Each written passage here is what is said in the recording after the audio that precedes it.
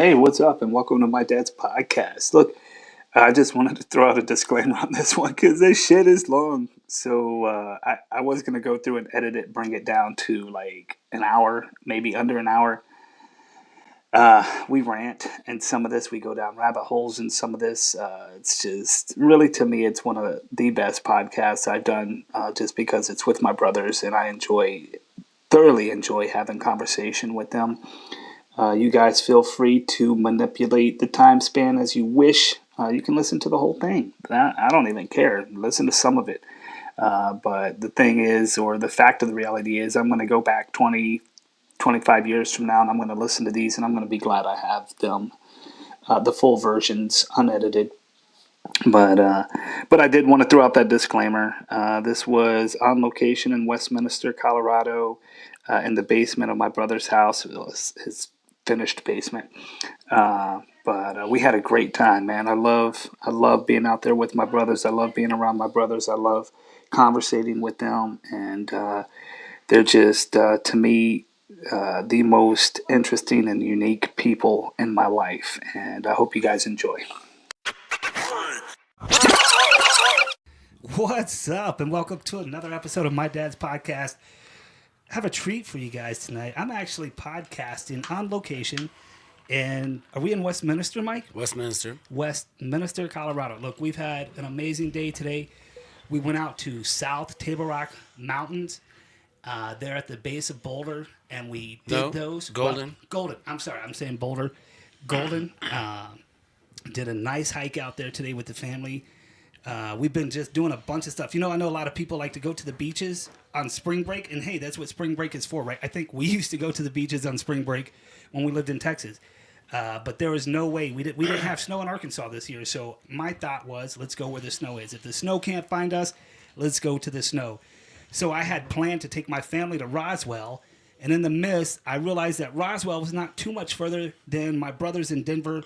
So we just loaded up and came to Denver. Speaking of which, I got both of my brothers here tonight. We're missing one of my brothers, Tom. He's in sunny San Diego doing life. Probably about to go on spring break himself. But I got Mike and Scott, my brothers here. Mike, my oldest. Scott, my youngest. What's up, fellas? Hello. Yeah, go. Mike, what's been going on, brother? How you been, and how's life been treating you? Life's been good. Actually, this since the purchase of my house in August of 2018, that was just like a real energy drain from me. It kind of really set me in, prior to us doing the whole move and purchase of the house and things, I had gotten into yoga for a year and a half and really got connected, and it just felt like the next step was to move, and that whole process was just really energy taking. The only thing I could say. Anyways, it just required a lot of energy during that time. And now we're just getting back into routine, and things are just really coming together in 2019. Everything is just really good. Things are just things that I was really counting on and thinking were going to be negative have actually been a positive. So it's just 2019's been really good for me so far. And so what's your family life like? I mean, I know what your family like is. Explain to my listeners what your family like is. I mean, how many kids you got? What are their ages? So I have my domestic partner, which is Sarah Richards. We've been together close to 3 years now. She has a daughter that's 12. Her name is Ava. I think she's 13 now. Oh no. Anyways, and then we have Zelia, which is 16. She's in high school in all these AP classes, honor classes. I'm really proud of her for that. Zane, he's at the Compass Montessori. He's the twin, 16 years old, and then doing great at his school. They're looking at graduating next year. Then I have Maisie, who is 11. She just turned 11. She's out the MMUN, which is a Model UN United Nations thing in New York. She's out there doing that. She had a whole speech. She represents Kenya, South Africa. That's a really it's a really good, an amazing opportunity for her. And then I have Burr. She's 21. She just turned 21 this November. I went out to see her. Um, and she's doing really well. She's working as a secretary out there doing all kinds of errand work for businesses. Um, Enjoying that. Living in Huntington Beach, California, close to the beach. Her and her boyfriend doing well. Things are good. Nah, man, it sounds like it. Scott, what? Hold on, Scott. Just tell him. What are you trying to tell him? Speak into the mic. Just tell him. You keep hitting that cable. It's just. You nervous, Mike? Something making you nervous? No. I just move around a lot. I just want you to check your cable. Listen. Yeah, Scott, you don't have to do sign language, man. You just speak up when you want to speak, all right, bro? Scott, speaking of you, what's going on in your life? Hey, man, what's going on with all that alien stuff, man? Would you guys want to see some freaking aliens down in Roswell? Or yeah, what? we did. Actually, we did want to see some aliens. Like, that's why we're going to Roswell. I know. Like, I was hoping you would get some pictures and send them our way so, you know. You guys can see what Roswell is all about? So we can see what Roswell is all about. That's right. Yeah, so I think we should have a family reunion in Roswell. I think we should. Deborah's over there like making faces like, why would we go to Roswell? I would go with you. I would go with you to Roswell. I think that would be fun. You know, so what else? So what you got? How many kids you got, and what's your status right now? By the way, girls, he's single. Yeah, to your like very few listeners, I think we're all males, so probably won't go too far. But I don't know. My life's doing good, man. I'm busy. I'm busy all the time. Busy being a dad, busy being a service member, busy being, a public servant to a certain degree, public transit. Yeah, so I mean, you just had something interesting recently happen. So my brother Scott was Army Reserve forever, transportation. Went to Afghanistan twice. No, Iraq. I'm sorry, Iraq. He was married. He had a child. He has been with RTD for years. How many years been with RTD, which is a regional transit department? Working on my 20th year. Okay. Starting to work on my 20th year. And that's here in Denver. So he's he's got some retirement goals through them. But how old is your daughter, Bridget? Bridget's 7. 7 years old, born in October. She was a Halloween baby, wasn't she? Yeah, was she born October 31st, October 2011. That's right. Mm-hmm. And she is unique and interesting. Yeah, Bridget, come on up here and say hi to everybody. You don't need the headphones, just say hi. Hi. I'm 7 years old and my birthday is on Halloween and I love to go trick-or-treating and have a fun birthday celebration. I'm happy my family's out here. That's Bridget. She is so sweet. And I got my kids here too, and we're probably going to shoo them out of the room here in a little bit just so we can get more into just what my dad's podcast is all about, which is just being parents, our concerns, how life is. We have a few adult beverages going on right now with us, so we're just trying to feel the vibe, just enjoying each other's family time. Scott, so you switched to the Navy Reserve. What was that like, being in the Army Reserve all these years and then going to the Navy? Was that something that you... Yeah, I found it to be interesting. I've always wanted to, get to it. You don't ever want to get stagnant in any job, You want to make sure that if it gets to that point, start making some changes, or you're really just not going to want to proceed and keep that consistency without having a little bit of changes. I mean, even for me driving buses, I've been doing it for a long time, but what I like about it is that my view changes. The pay is getting better. It's already, up to a good standard. So when it comes to the military, it applies the same thing. After 12 years of being in the Army, bouncing around different units, retaining like 3 different types of jobs for the Army, I finally come to the conclusion that I just wasn't finding any more satisfaction with it. And so I went ahead and let my reserve time go ahead and come to an end, take my honorable discharge, and then I walked over to the Navy and said, I want a job.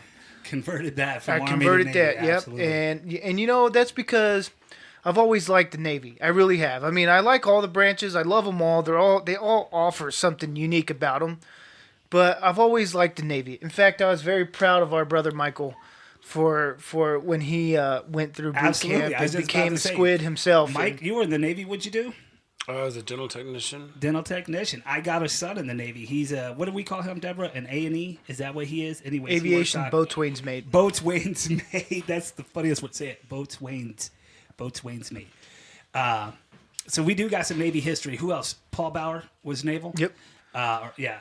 So amongst all the military we have Army, Marine Corps. We got everything covered except Coast Guard, Yeah. which, neither here nor there. Maybe one of the kids one day. But so Mike was in the Navy. Scott's in the Navy Reserve now.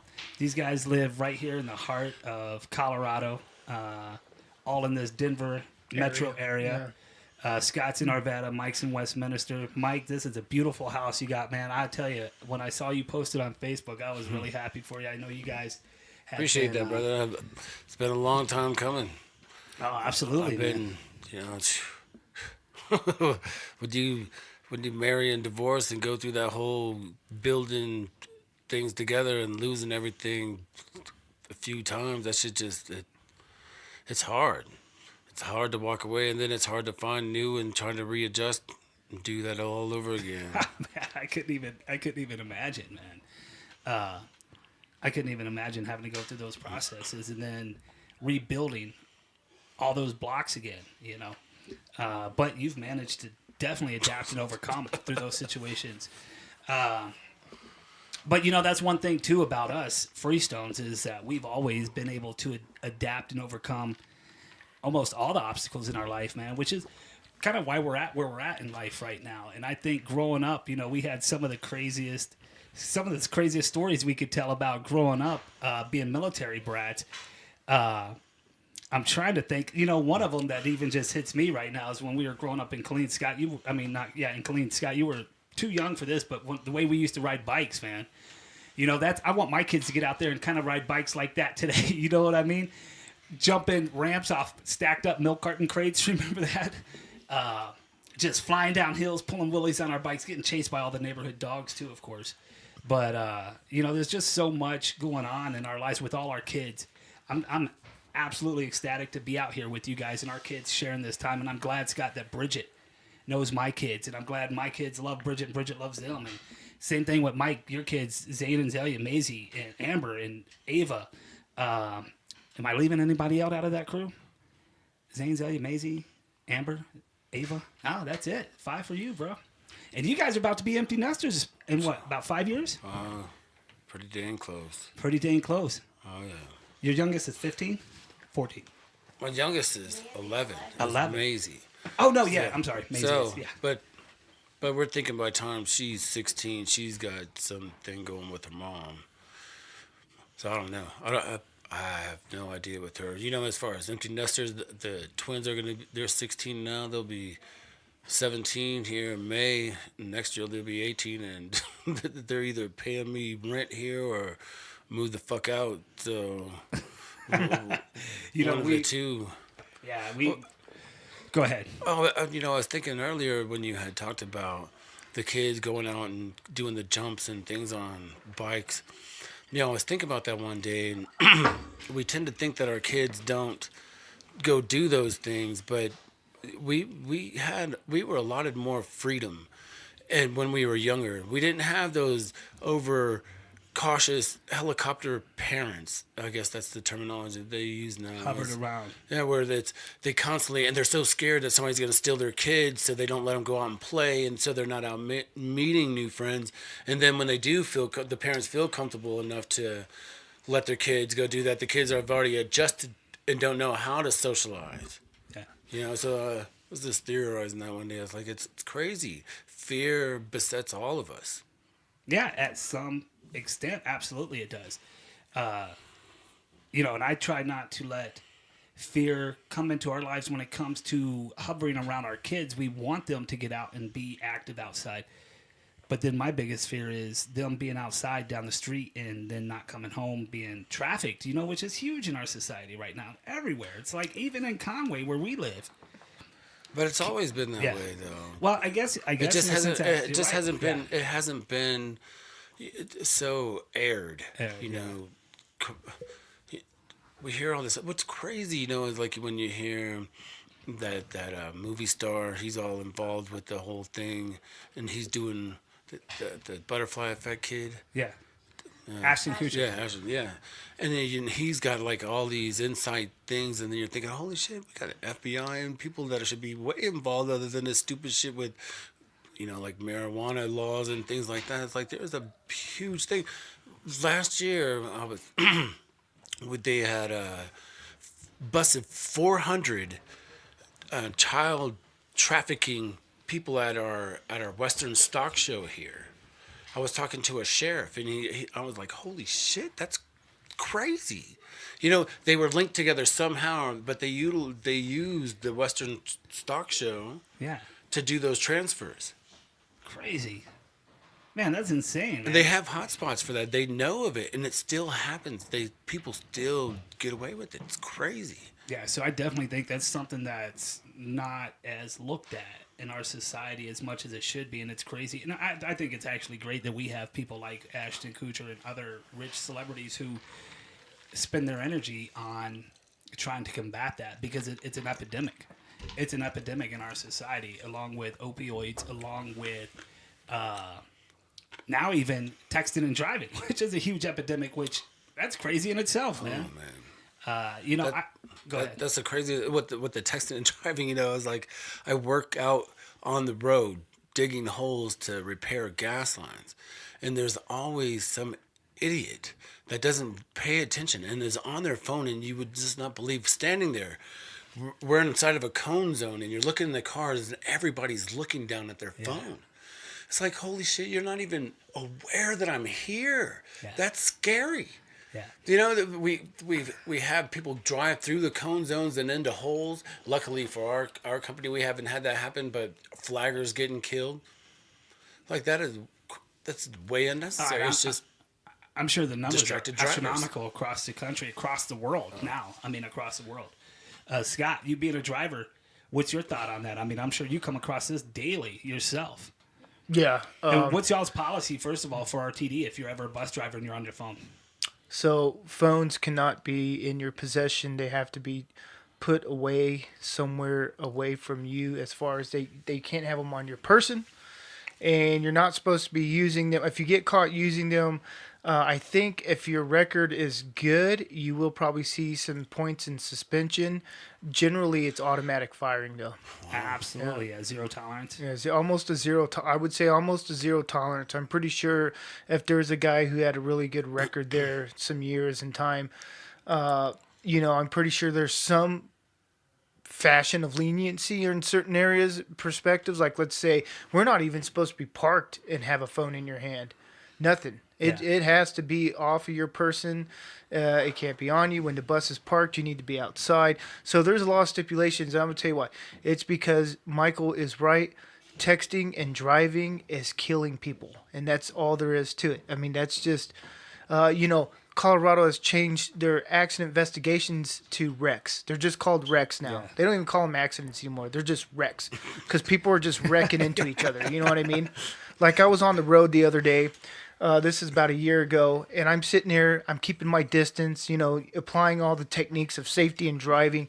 And the guy in front of me, you could tell he's on his phone. You can always tell a texter because they swerve a little bit to the left and right, because they're too busy texting. And this moron smashes into the pylon right next to us, the border pylon, when they were doing the construction. I'm watching his car do a 360. I look in his window and I can see the guy just flipping out inside. And he, of course, I'm observing this to make sure he's okay. And of course he's off to the side now and off in the dirt. And I just look at him and shook my head and just kept on driving. And I said to myself, he will probably be one that either he's going to take this and run with it and never do that again, or he'll be just back wreck number two. Number two. Yeah, wreck number two. So with that being said, this is a crazy other side of that is that my daughter, 16, is driving, and she drives aggressively, and I would have something to say about that, but because she drives aggressively means that she's paying attention to what's going on, which means that she is also driving defensively. Absolutely. With the way she's handling, she's aware of her mirrors at all times. She's aware of her surroundings.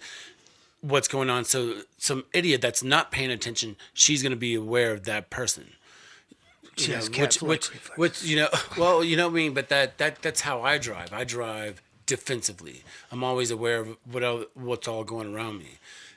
I have had the texting and driving, and I've gone through my phases of that where I feel the whole guilt and stupidity and all the things, and how can I be a part of that? But I've gotten pretty good about that here, and just don't look at my phone while I'm driving. Yeah. So it's not uncommon for people to we're all gonna have blind spots in our car. We're all gonna have those days where we're like, oh man, that was just a little too close. I can't believe I didn't see that person as I was making lane change. Scott, didn't you just have one of those moments? I may have when I was when. What are you talking about? Just the other Oh yeah, anyways, that's for another night. That's another podcast. Yeah, that's another podcast. You know, Mike and his freaking treasure trove of cars that he keeps around here. So, anyways, throw you off track. Get back yeah, on because track. you're throwing me off track. So, anyways, my point is so that's the difference because generally people that are more observant, even though they may have an accident here and there, they will be less likely to be involved in a serious injury or an accident because they were already focused, as opposed to what's going on with the texting and driving where they have already determined that even 1 or 2 seconds of not looking off down the road and scanning and driving could be detrimental, especially at 65 miles an hour. That's like a speeding train hitting a parked car. You know what I mean? And the crazy thing is, like, there's a lot of head-on collisions. Like, if you're the person in the car, that person that's distracted is coming towards you, like, you know, aren't you aware of that? Like, I always think about that, or does it happen so fast that you just don't have a chance? You So know, we recently had one of those in Conway. I say recently. It was a few years ago. But this lady, they were on a flat road. She was texting. She thought, you know, she drives this road all the time. She thought she could text on this portion of the road because it's flat. You don't need to do nothing. She veers off into the oncoming traffic and T-bone head-on collision kills that driver automatically because she hit his side of his truck. Takes the whole side of his driver's side, takes the impact, kills him. She survives, but she's critical condition, and now she has to live with that the rest of her life. And it was confirmed that she was texting and driving at the time of the accident. And my thing is if you're texting and driving, and you create something, just own it. You know what I mean? Because there's no sense in lying. Especially these phones can track up to the second what you were doing. You know what I mean? You know, I think it's just the automatic denial. You like almost want to deny it Like yourself. drunk drivers. Yeah, absolutely. Hence is the reason why I kind of look forward to autonomous vehicles coming in the future. I'm going to be honest. I see this stuff all the time so much. You know, at one time I was very against having our cars become so robotic that you would essentially not control them at all. But when I see the way people drive, specifically in the city, so look at it like this. The change that's going to happen, RTD already having its first autonomous bus put out there in the system. Nice. It's a small one. It's a small route, but they're already doing tests. Elon is coming up with the Hyperloop and all these awesome things that are just moving out and expanding within so the cities are always going to be affected first. Everybody should know this. That's why they're running light rail systems all the way up north, east, west, and all those fun things. So the reason why they're doing that is because we are trying to limit the amount of people that are on the highway for congestion and traffic issues and whatnot. So when that day comes that there are more autonomous self-driving vehicles out there, people will be free to text and do what they want and relax and allow these vehicles to drive them. And that's probably what's going to happen because too many people are just killing themselves nowadays. Yeah, and do you think the phone companies own up to this responsibility? I mean, I know they've put on some certain some mandates on their phones where you can select an option to. I don't know if I'd want to blame them. To be honest with you, okay, I mean, okay. it's a You're human right. error. The people get in their is human vehicles error. and decide to do it. But do you think phone companies are doing enough? And I really don't want to roast this whole podcast on the whole Yeah, me driving either. thing. We'll get off this topic. But I'm just saying, as a professional driver in your daily life, you working on the streets around these drivers, do you think that the phone companies do enough to prevent people from being on their The car phones. companies need to, because my Ford, it will not allow me certain things to do now. Like if I was wanting to play something or do something, it would say you cannot use this function at this time. It's not safe. I'm not kidding. I tested it out. So here's what's going to happen. One, I believe in a city. Now let's base this off a city, because I can tell you right now, living in a rural town, autonomous driving vehicles going up, like let's say the Ozarks, not going to happen anytime soon. There's just a lot of tracking it would have to do. So it would have to be very advanced in order to drive in some of those areas. It's going to start in the cities first. First thing first, people are going to have to start making these changes that are going to happen. I mean, it's just going to happen.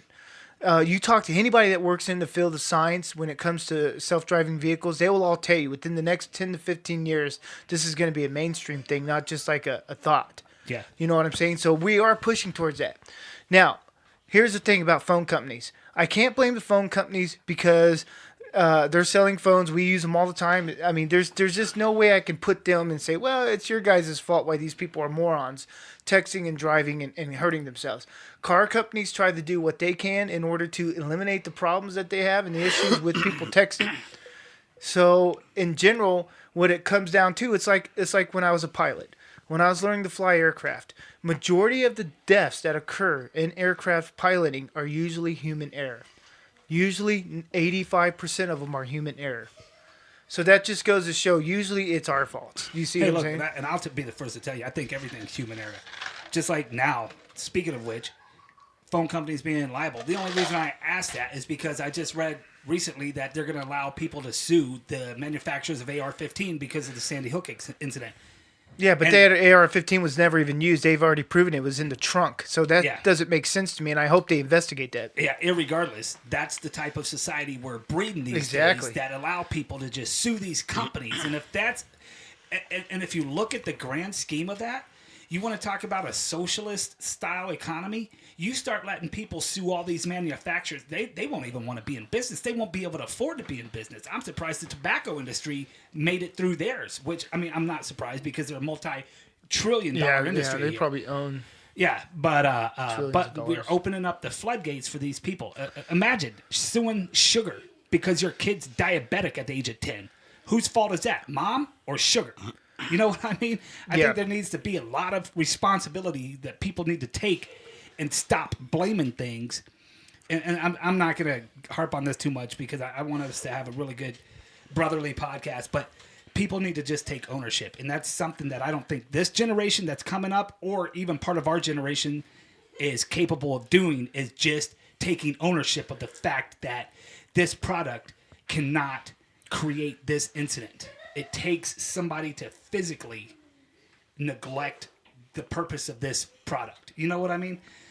I don't know. Maybe Mike, you might have a difference of opinion on that. I know you kind of tend to think outside the box on a lot of things. Well, as far as suing goes, I've always felt that that's a karma type thing, unless it was intentional. Like you go to the doctor and it was just gross negligence. Sure. You know, and that's why he's got malpractice insurance. Sure. You know, but there's on the day-to-day thing, especially like and I heard the story said differently. I mean, there was more than just the mainstream media to the woman that dropped her coffee in her lap and sued McDonald's.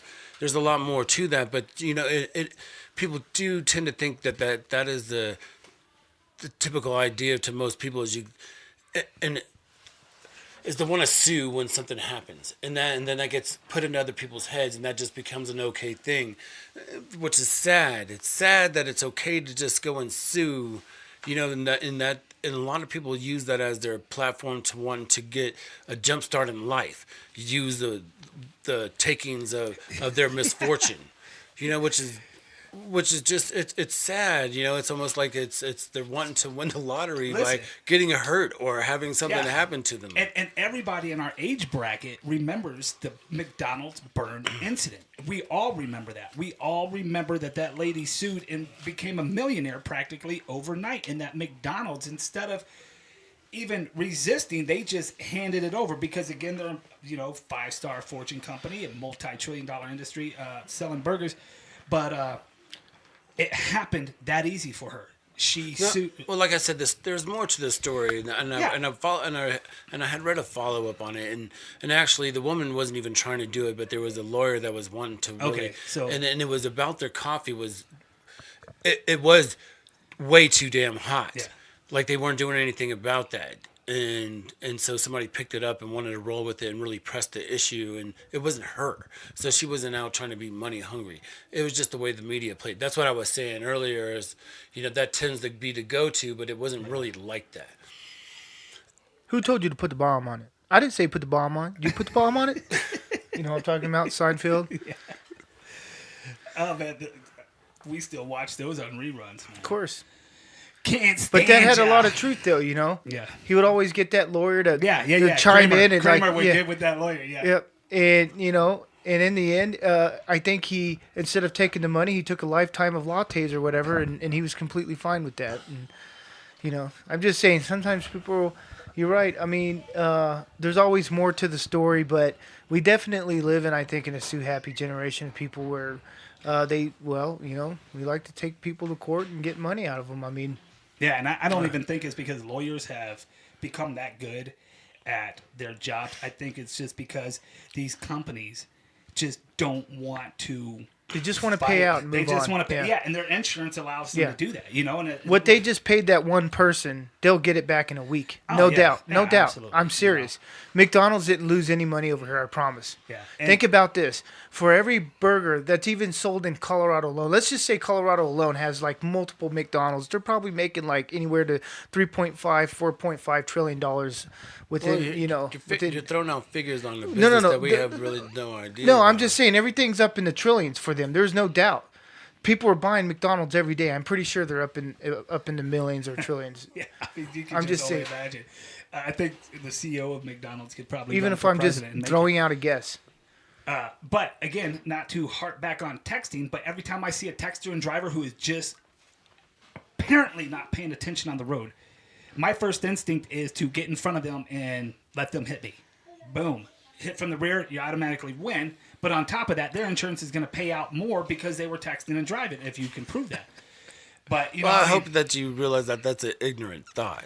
No, and that's why I've never done it. But when I see texter and drivers, that's the kind of thing I'm thinking is Lesson learned Lesson kind of thing. So learned, I'm going to absolutely. teach you a lesson. Watch this. yeah. Yeah, I've had that go through my head, but at the same time, I look at the ramifications of it all. The follow through on what all that causes, because that person could realize at the last minute, yank the wheel, hit a curb, hit a pole. Oh, there's so it's many different scenarios that can play out. You're right. Which so- again is why I've never put myself in that situation. So I was on the highway this morning actually when I was driving Zane to school, and I was telling him about how the highway goes, because I've driven it so many times, about how it bottlenecks at a certain place, and that all the traffic slows down. And there is so many times in the middle of the afternoon that people that are not paying attention, there's a curve right after it bottlenecks, and it goes from like 5 lanes down to 3, and it happens as it exits a lane strictly to only be able to exit off right, and it narrows it down right after that. And so a lot of people are unaware, and there's so many accidents in the afternoon because of people are flying down and they get to that, and people are slowing down and people aren't realizing it, and they just slam one another. And I was telling Zane about that, and I was saying that that's the kind of stuff that you have to be aware of all times. You have to learn those things about your routes that you do and your surroundings, about the vehicles around you. Know those kind of things, but to be aware consciously all the time about your surroundings while you drive, and just trying to teach that to an inexperienced driver, trying to convey that of the things that I've just learned over time. Yeah. No, and you hit the nail on the head earlier with the whole phrase defensive driver. You have to be a defensive driver driving out and in anywhere today, be it small town Arkansas or big city Colorado. You have to be a defensive driver. We're going to just segue into other things. Let me see. So, you know what? One thing I wanted to talk about is, since we all have kids, is the way we were raised versus the way we're raising our kids. So we grew up with a belt, right? In fact, we grew up with a pretty thick leather belt, didn't we? Oh yeah. Uh, Dad was the pinnacle to our family, and that dude held a leather thick belt. That was how I perceived that man growing up. In his OD green underwear, shirtless, holding the belt. Brown. His underwear was brown. Brown, yeah, or teddy whitey, one or the other. But he did not. So you can hide your shit stains. He wore them until he got holes in them. Which I know. Pretty, It was free. pretty much the same for Free all the underwear. I dads. bet he Yeah. just walked in and said, "Hey guys, you got any spare you got a spare pair?" And everybody was like, "Sure," because who in the hell wears those? But Dad. Well, I I'm think- pretty sure all his buddies threw underwear I his think way. he would have bought those at the surplus store on base. Not the surplus stores, but what do Well, they he call it? liked them so much, I guess he would pay for them. Yeah. But most of the time, I'm pretty sure so, they uniform so, store. so this is the thing with that though. It wasn't. I don't think that it was that he enjoyed wearing I think so. brown I or think he green did. underwear. The thing is Convenience? that no. Well, convenience being this is that Dad was constantly in the field, and they required a certain amount of your brown underwear be in your sea bag, or your duffel bag. That's true, and we can all relate to that. So Absolutely. he has to carry a certain amount. He just gets used to it. Fuck it, that's just the underwear I wear. That black socks. I wear solid black socks. I've always worn that shit. It's easier for me to match it up out of the dryer. Yeah. Sometimes it's just convenience, and you don't give a fuck. Who cares what color your underwear are? You're the only one wearing them. And Dad is the epitome of zero fucks. You know what I mean? That dude he does not give a fuck, man. In fact, I wrote you guys a song not too long ago, and part of that song was the fact that Dad would leave us in the back of that truck, in the Ford truck. And this is by no means any kind of neglect, Oh, man. no. I we learned lessons in the back of that fucking truck, Oh, yeah. But Dad his whole career was in the hull of a tank. You know what I mean? So when it was the hottest, he was in that sumbitch with kids who weren't too much older than us when they were first coming into the military. And when it was cold, it was the coldest. And so him leaving us in the back of the truck in the shelter, in the camper, when we had to do things, he just looked at it as, it'll toughen him up. And I'm I don't know if it's the whole. I don't think he had any real thought process with that. I think it was just he had a truck, and somewhere in his head, he sold himself the idea of having a truck versus the van. I love that van. And he had put that shell over the back with the boot, and he was thinking it would be warm enough to get back to us. And this theory just didn't work. It just. But he we wanted were that able damn to, truck, though, didn't he? He wanted that damn truck. and it worked. I mean, I remember just flying down the Autobahn, being in the back of that thing, laying on that wooden bed That we platform. eventually demolished, and then it turned into a Foot Locker. So, but those were times where we'd sit there and we'd take turns going up to the center section where the boot was with the sliding The door. boot wasn't even there no more after like our first few months in Germany. You popped that shit, man. Remember? Oh, yeah. And the boot left. Yeah. And Dad tried to make it work by patching it. And Scott, Scott, you sat up front with Mom and Dad in a car seat, so you had like all your heat. We were I in don't the remember back. that. I remember. Yeah, sitting you don't in the back. remember Kids Again. No. Kids Again, I was in the back. Were you? Yeah, it was Oh, you probably it's just when moved to Dad the back. first got it in Yeah. Fort Hood, back in the 1979ish is when I sat in the front. Well, we went to Kids Again in '83, so you probably might have been 6 or 7, but you I still was in shouldn't. the. I remember I was in the back. But that Foot Locker turned into our life, man, and we all huddled on that thing together. We all snuggled on that thing together. We all sat on that thing trying to catch every view out of the front of the truck as we could. And again, and Mom and Dad weren't neglecting us. That was just, it was allowed to, and I don't think it was a convenience. That was just the way it was. Yeah. You didn't see anything different. Just like, you had... And not to mention, we were the only ones in fucking Germany with a truck anyways. People were like, damn, Fred, you brought a truck over to Germany? Because most of those guys wouldn't bring a truck over there. Not to mention a single cab truck with fucking a camper shell on it, Actually, I have doing some deep thinking in it with my whole... And love or passion for lowrider pickup trucks comes from when I was in ninth grade over there. There was one of these kids, one Yeah. of the older kids that had Tony, brought, right? His name was yeah, Tony. yeah. I can't And he think had of his brought, last name. but he had brought that yellow lowrider mini truck down there, and he was Had it working on Mr. that. Stupak's Auto Body Shop. Yeah. Yeah, and I was like totally in awe of that, and I was thinking, oh, I'd love to have one of those. And that's what was going on in the States at that time. You know, and that's what I loved about being in Germany is when we had new kids come over from America and all the news they would bring with them, you know, not to mention the trends and the styles and stuff like that. I remember New VHS tapes. VHS tapes which were insane. We always were looking for the newest movie. That every time a new kid came to base that was from the States, And it was a skater. yeah. We'd go and pick his brain video. on the newest. Yeah. It was crazy. It was like something not just we did, but like all the kids did. So what's going on in the States? Because we were so out of tune of what was going on. Unless it was priority, AFN wouldn't even air about what was going on. You know. I was trying to think of something that happened or that was trending in America, and then we picked up on it. But we were so involved in skating. But that, not if it was kids again. We were involved in breakdancing at that time. No, well, Wearing kids fat again, shoelaces. We were breaking. Yeah, we were breaking, entering contests, having a good I time. remember we wore the Playboy bunny hats with our Oh initials. yeah, oh yeah. Michael used to have socks all the way up to his fucking knees. It was Not insane. only socks, but they were tube socks. Yeah, they man. were tube socks, colorful ones. Like Remember that time? So we lived in Kitzingen, and some of you guys who are following me, who were there in Germany, or been in Kitzingen, you know that Marshall Heights was like the American neighborhood. of breakdancing. And we lived almost at the top of the hill in Marshall Heights, if any of you guys remember the hill. And my brother got on a pair of my mom's roller skates, and he skated down that hill in a squat position. And Mike, didn't you fall and like road rash your ass and leg? Oh yeah. Yeah. Oh yeah, that's a story, for sure.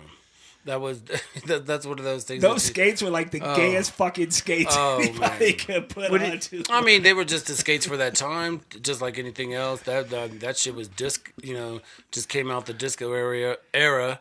People had just came out. That shit was already 15 years No, old. that was 10. We'll say that was 10. late. Why was he 70s. skating? That was Roller late skating. 70s. Well, wasn't it? so we all, you know, that hill in Kitzingen, man, Kitzingen was such a badass post. Kitzingen had perfect was. sledding. Marshall Heights. Had perfect sledding. It had the woods where we would go play Army in all day long. We would be playing Army in these fields all day long. Yeah, that one huge hill that was by the school, and it was no matter what during the winter we could sled down it, And then then in the during the rainy rainy season, season we would slide mud down that thing. sliding, Oh yeah, it yeah. was so awesome. It was like a we full- cut the like- shit out of ourselves, and we'd get hurt, but it was the funnest thing. Listen, It was so awesome. And I'm going to reference this right now. If any of you guys listening have ever seen Romancing the Stone, yeah, that's that a mudslide good- that they yeah. were involved in, not that crazy, but it was just as awesome. I mean, there was you could literally sit in this thing like a water slide and just let the mud just take you for a ride, man. It was awesome. But you know, and that's again, you know, doing things. We rolled all over that base. I remember when we lived downtown Kitzingen, I used to walk to baseball practice, you know, and that's just because Dad would get home late. We only had one car. Mom would say, you know, I got Scotty, Joe, and Tom. I got to start dinner. Your practice starts at 4:30. You better start walking. And I would just take off on about a 3.5 mile walk one way. But Yeah, I know. And I remember that as well. I remember that I had met this German kid out in town when we lived on base. And I'd ride out to his house because he had a track in his backyard. Just a regular bike track. And I'd go over to his house and we'd race around his track in his backyard. yeah, Kitzingen, yeah. And so I know I was having those thoughts, and I was like, wow. And then I remember the time where we used to go down into town to go to the Wiesbaden, to the big pool that they had downtown. I remember that one of our friends got hit by a car when we were trying to cross one of the roads, and we were walking our bikes, and the guy turned into him. Yeah. And he was trying to pay him, and he was like, I'm so sorry. He was Yeah. trying to talk to him in German. He's like, I'm good. Oh, that swimming pool was awesome. Remember? It was like an Olympic swimming Absolutely. pool. Oh, and I love going there. There was some crazy memories that I had. And that was, young kid, and I could just remember seeing that the women were hairy during that time. You know, Not only I that, was but they weren't ashamed either. yeah. So, you know, that young, but definitely eyes wide open about what's going on. I remember, you know, I loved all the smells during that time. Like, I could definitely live back to that. But they had the brochin and the bratwurst that were right there. And I loved that mustard. And so we were always having mom or trying to solicit money from mom so that we could go down there, because it was like there was like a couple marks to get inside the swimming pool area, and then we'd wanted some money for lunch and whatnot. So we were always trying to go down there, and mom would just let us go, which was way crazy. You know, looking back at it, that's what I was saying earlier, is like people have kind of froze up on letting their kids travel too far, but we were in overseas and going downtown as these young kids. Getting chased by the Turks. Yeah. Oh yeah, I remember the Turks, man. They all like studied karate. And we were playing, No, like, your traditional friends sports. studied karate. Those were those Asian guys that we had as friends, and we thought we could use them as like Karate Kid and shit. Yeah. And I remember that big brawl we had right out front when Dad started stomping all their heads in because they were trying to run he up. wasn't physically touching. I know them. he was. I know what you're saying. He wasn't bowing physically up to him. He was just scaring them. What did we do to piss all them off? I remember they like wanted our GI Joes or something, didn't they? What was going on? Remember there? when they threw Tom off of that little bouncer? Yeah, Remember you know that? what? And that's we were they just over never at liked us. one of Dad's I don't know. friends' They house. just didn't like He had a daughter Americans. our age, and all those Turks would just be over there, just And running, just Gotta run like, from the Turks. yeah, The Turks are coming. Gotta run from the Turks. That was a very interesting. That's a very interesting time for sure. Freaking living in a That haunted wasn't house. the first or last time we've ran into just crazy situations Yeah. like that. You know, even Well, the and whole we can the whole just- situation was crazy itself. We lived downtown. We didn't speak a damn lick of German. We were chased by Turks.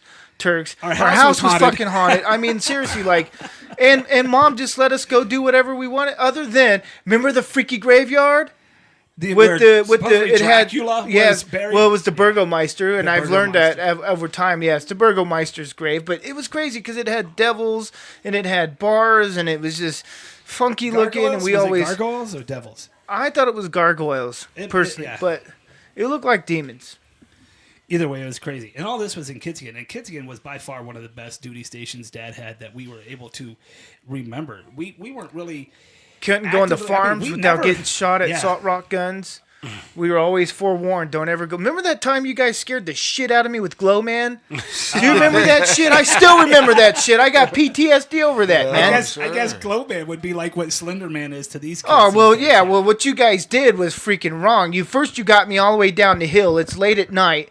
And as I'm sitting there, I'm looking at all you guys running, and I'm like, what's going on? And Shane's like, it's Glow Man. He's coming out of the... And I'm like, what? And, I'm like, what the heck is this? I've never heard of Glow Man before, but hey, it worked. I mean, it scared the shit out of me because I didn't know what was going on. was just from the mentality of us enjoying the whole scary movies. And Oh, yeah, that's when... Yeah, I got you. Halloween and just that. And I'm still, I was What just about the kid ranting with the about washer this. and dryer that said he saw his sister? yeah, I still remember that story. And it wasn't his... Was that true, or were you just, jerking around with That's this? what that dude told me. Like, He saw his sister. Did I tell you that Dad had to report to the barracks because his one of his soldiers would refuse to sleep in his room because he said there was a German Nazi in his room, chilling out. Yeah. And so I think Dad partially believed that. You know what I mean? I Not just think partially, there has Dad to be something wholeheartedly there. believed that. Oh, yeah, definitely. Mike, you saw a lot growing up in our apartment that we had downtown Kitzigan. And I don't even remember. I didn't really do any history or fact checking on Kitzigan, but I think there was a Nazi regime that went through that area. Yeah, well, that's what Harvey Barracks was, Shane. Harvey Barracks was a Nazi base during World War II. I mean, we took it over and occupied it and turned it into American base. They still had Panzers and German, all kinds of stuff on that base when we took it over after the post-war. So yeah, there was a lot of things going on in Kitzigan. Technically, it's a farming community for wine and stuff like that, and It's beautiful. It's I've beautiful. looked at it on Google Maps. and it's called the hovered above it. Schwimmbad, guys. The The Schwimmbad. Schwimmbad, yeah. That's where we used to go, right there in the middle of the water. It was the Schwimmbad. The Schwimmbad. And Yep. they had an Olympic like. Oh yeah, platform I would diving never board. It jump was off insane. that. I never went off. Did Mike, any of you you jumped go off. off it? You Did jumped Mike off jump it. off? Oh yeah. I never Mike- jumped off of it. Mike also jumped off the Hardy Bridge, which was insane. Did you jump off the Hardy? Okay, that's cool. I have to admit, you could have died, but I mean, you did it. Absolutely. Yeah. He ran through glass, so apparently he's got some. I think back through time, and I've always tried to push myself to do things that were scary. Put myself into positions to do that, to try to overcome fear, because I am fearful of whatever, and just push myself through it. All the different things. So. Yeah, I think it's something that's inside all of us, that we have just always been envelope pushers to an extent. Me, I've never broken a solid bone. Both of you guys have broken wrists. Mm-hmm. And what else? Anything else? Just your wrists? Both of you guys have had some nasty wrist breaks, haven't you? Oh yeah, from skating. Michael was the first. Remember when he L-shaped his wrist Yeah. and he got up and he looked at it and we were like, man. "Oh God, we better go." Dude, I'm about to queeze out just thinking back Yeah. to that. I can Oh, Shane, specifically actually, remember that day. I remember when Shane did the zombie flop. I do remember that. I think you had a Jeff Grosso at the time, that green one. It was a green Santa. No, what? Hold on. Jeff Grosso was Santa Cruz, was he? Yeah. Anyways, the point is, I remember that Jeff Grosso. I've always liked it. It was a cool board. You were always big in the Lance Mountain, and you had a Jeff Grosso for a while because of the designs and stuff. But you were on that board, and we were hitting that launch ramp outside of the tennis courts down at the high school, dude. And what happened is you just went too far on your back, and you were literally like parallel with the ground with your back. That wasn't me. Yeah, that was you. No, I know it was you. It wasn't. No, I know Mike, who it correct was. him. No, I know who Who it was? was. It was Jason. Yeah. Oh man, Anthony. Jason something, but he's the one that had the Ford Yeah. Bronco. Blonde hair. He had a Yeah, trampoline yeah, in his yeah. house. The dude bit Yeah. the end of his tongue off. Yeah. Yeah. See, that was not me. I'll tell you right No, now. but that man. dude did it straight up. He did Yeah. the zombie Yeah. flop. He right flew through the there. air Yeah. like he was sleeping. I've always thought it was you that for was- some reason, because whoever No. got up was wider than a ghost, Listen, and I man, remember that. I will be part. the first to tell both of you guys. Yeah. I was fearful of launch ramps. And the reason why I was is because I did not know how to launch. I was not built to launch. My body did not want to launch. I launched a couple times in my life, but I was fearful of the launch ramps. But Mike Aaron Okay, made it look so so graceful that we all wanted to just I stand try. corrected then. I'm sorry. I thought it was you. No, that's fine. And for some reason, I was thinking it was you because I could have swore you did it one time. I remember. Okay, so here's the thing. Maybe it wasn't you, but I know one day I watched you do something off a launch ramp, and you were scared after that, and I think you almost did hurt yourself. I probably almost did. And maybe who was this guy? Who was the other guy? Who launched and did the zombie flop? Yeah, and So did his the name zombie- was Jason. I want to say Anthony. I want to say his name was Jason Anthony. Did he but live I'm on not- our base? No, he was on Graph. Oh. Remember, but they would all stay after school and skate with us. Oh, yeah. because we had the We had the group, We took man. the tennis ball. Oh my wall god! down. I always tell people that I know, I was like, living in Vilsack was probably the best years of my life because we had so much fun as brothers. We skateboarded a lot. We always went everywhere a lot. We had went each to other's skate backs, parks. Yeah, yeah. we had each other's backs. Kids again was amazing, but if I was to hone in on my favorite time in Europe, it was definitely Vilsack, and it was because of skateboarding. Well, no, Skateboarding. you were older. Yeah, well, and you were but older. it is because of skateboarding, though. I loved it. It just was something that I've always had such an attraction. Yeah, and for you it. saw just the other day, we took your boards out to the park here. Yeah. And the most I do anymore these days is just surf on my skateboard. I don't even own one, but you were afforded me the opportunity to do that with your daughter on her scooter the other day, and I just kind of threw some style on some surf, just moving back and forth, and just enjoyed that, just being able to pump and stay balanced on my board at 44. You know what I mean? Yeah. Pop a couple ollies here and there. But it's something that's in us because we did it for so long. It was like a part of our lives and who we were. And look at us today. We even still dress like that era. We're not too far cast from what we were. I'm afraid that I got stuck in 1994. Yeah. Me too. But I'm okay with it. Like, and that's, I think about that all the time. It's like, why is it that I I'm like there? Alanis Morissette. I like Alanis Morissette. She's a little post 94. Well, I know, but she's No, still I mean, within but that time I frame. remember Korn was coming out during that time, and it just seemed maybe All the that was good a really music. powerful time in my life where just things were just really coming to life. Then I don't know. I just that 94 just seems to be the time I'm just kind of revolve around for some reason, and I still listen to the music during that era. Yeah, me So too. 89 to 90 would be mine then. 89 to 90. Yeah, because those were Vilsec days, and that's when we would sit up all night and watch freaking all those skate videos, and then the next day Just go out and live 'em. Go out and live them. You know what sucked about Yeah. that is you would watch them all night. We would watch tape after tape, and remember we had all of them. Propaganda. We had all the Bandits, Propaganda, yeah, 8th all Street, the, yeah, freaking 8th Street, yeah. Wheels And of the Fire. next day would be raining, and we were like, "Where is a damn dry spot we can go skate?" And we would go hunt it down and skate. Or it. sit in the carports and be annoyed with that. I know. And you know what I used to like? Putting the boards on top of each other so we could learn how to get our ollies higher. Remember that? Stacking them, side to stacking side, yeah. Yeah, side to side so we can learn how to get our ollies higher. And it worked. I mean, it was really productive. And then finding ways. Remember, so me and Robert Schumacher. Schumacher. We by his house was all this random wood, so we made these really nasty ramps. One of them had like oververt, and the other one was just like a really bad transition. And we thought we were so cool because we designed it ourselves, even though it probably would have fallen apart if we got any closer on the exterior of the, you know what I mean, of the ramp. And so the thing that I guess where I'm getting at is, those were times when I think our boldness and wanting to learn and into a sport that we all wanted to one day, I think, be professional at. You know what I mean? Maybe not you so much, but I know I did. I did. You had a good path to it, Scott. Yeah. I was always just I enjoyed this Because I guess I enjoyed it. was the one entering all the contests. Well, you did some sick melancholies, dude. Yeah. You were able to get just these sick melancholies. You were able to get up on the rails, like ollie up onto. And, I know we were bonusing the handrails then at that time, but even then we weren't landing them all the time. Mm-hmm. And it's just, I just always was very conservative with skating, which is why I never broke anything. The worst I ever had was a 3rd-degree sprain, but. You guys, Scott, especially you kind of put yourself out there more. Mike, you kind of put yourself, I think you were just more aggressive in general with the way you rode. Because you rode fast and hard in a sense. Like you just, I don't even know where you developed me. I just kind of was more conservative with all of that. I didn't really try to, bust out anything big at any given time. I liked sticking to simple tricks, ollies and no complies and of course any kind of boneless. Yeah, you took on, Lance Mountain's street style of skating. Yeah. I mean, you essentially did.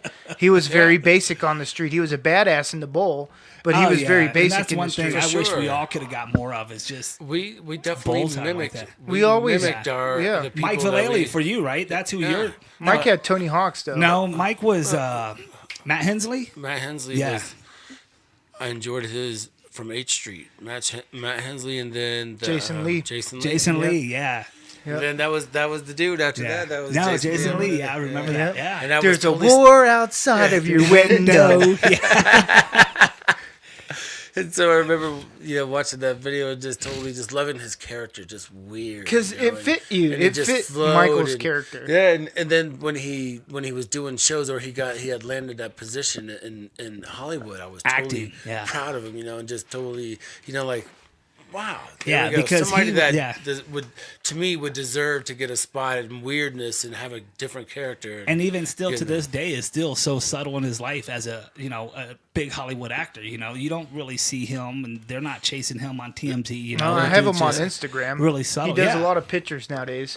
Yeah, That's I what he got does. Most Picture of, I books. got all the Bones Brigade on Instagram. I'm gonna go get Jason Lee, I guess. Matt Hensley would be one. Mike Vallely, I got Mike Vallely on Instagram. That dude's doing some great thing. He's like a single parent, doing some good things through his own foundation.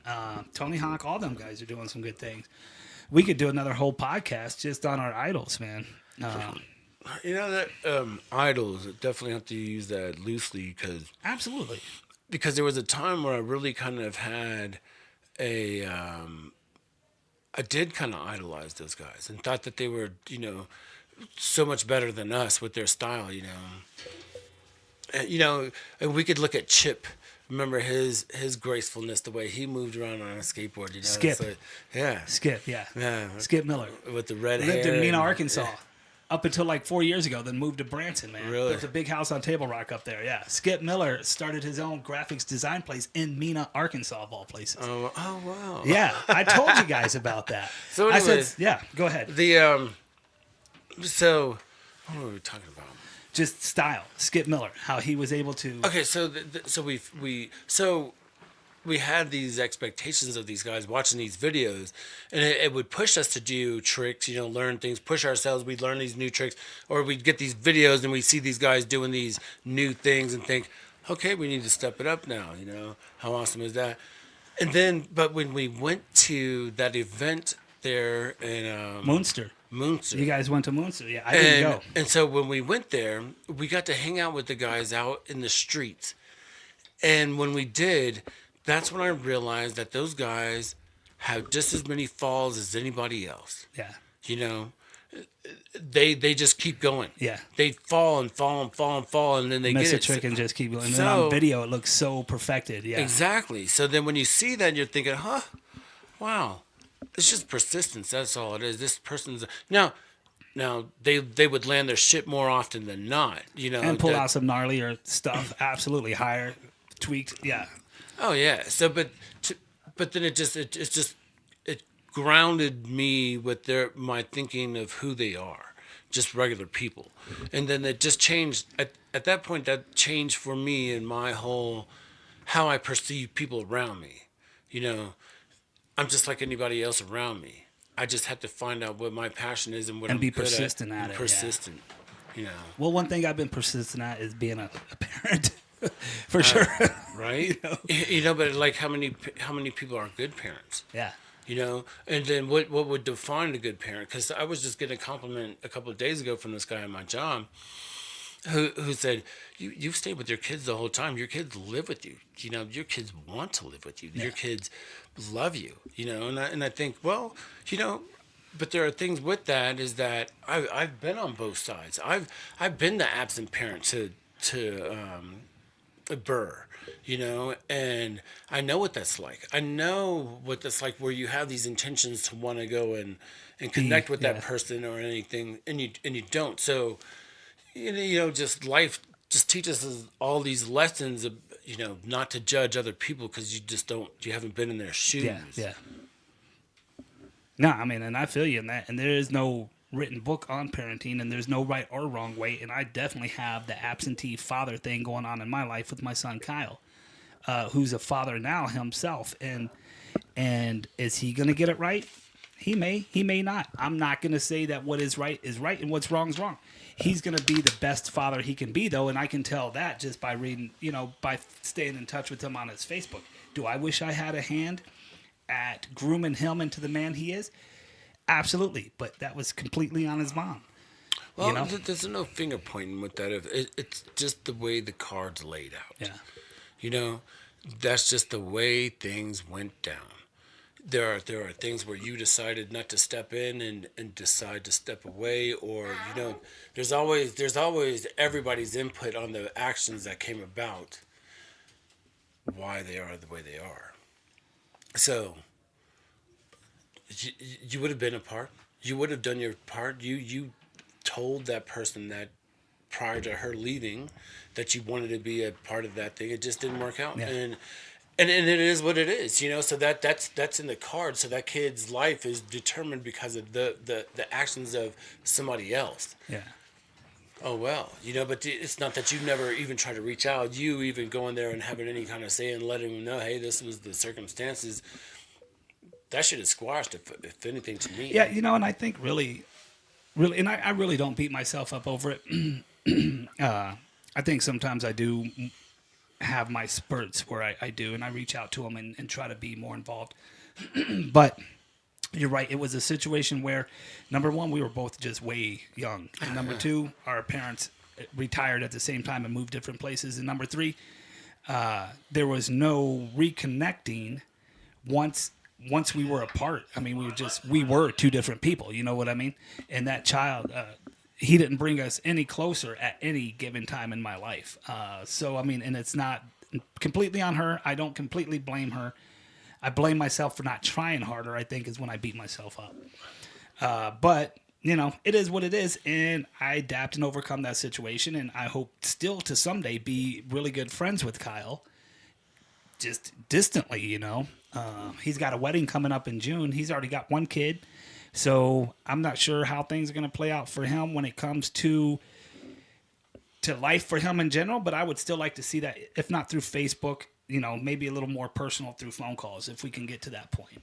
But, you know, I'm just going to let it happen when it happens. I think we all reach a point in our life where we want to know our parents despite situations. Or do we?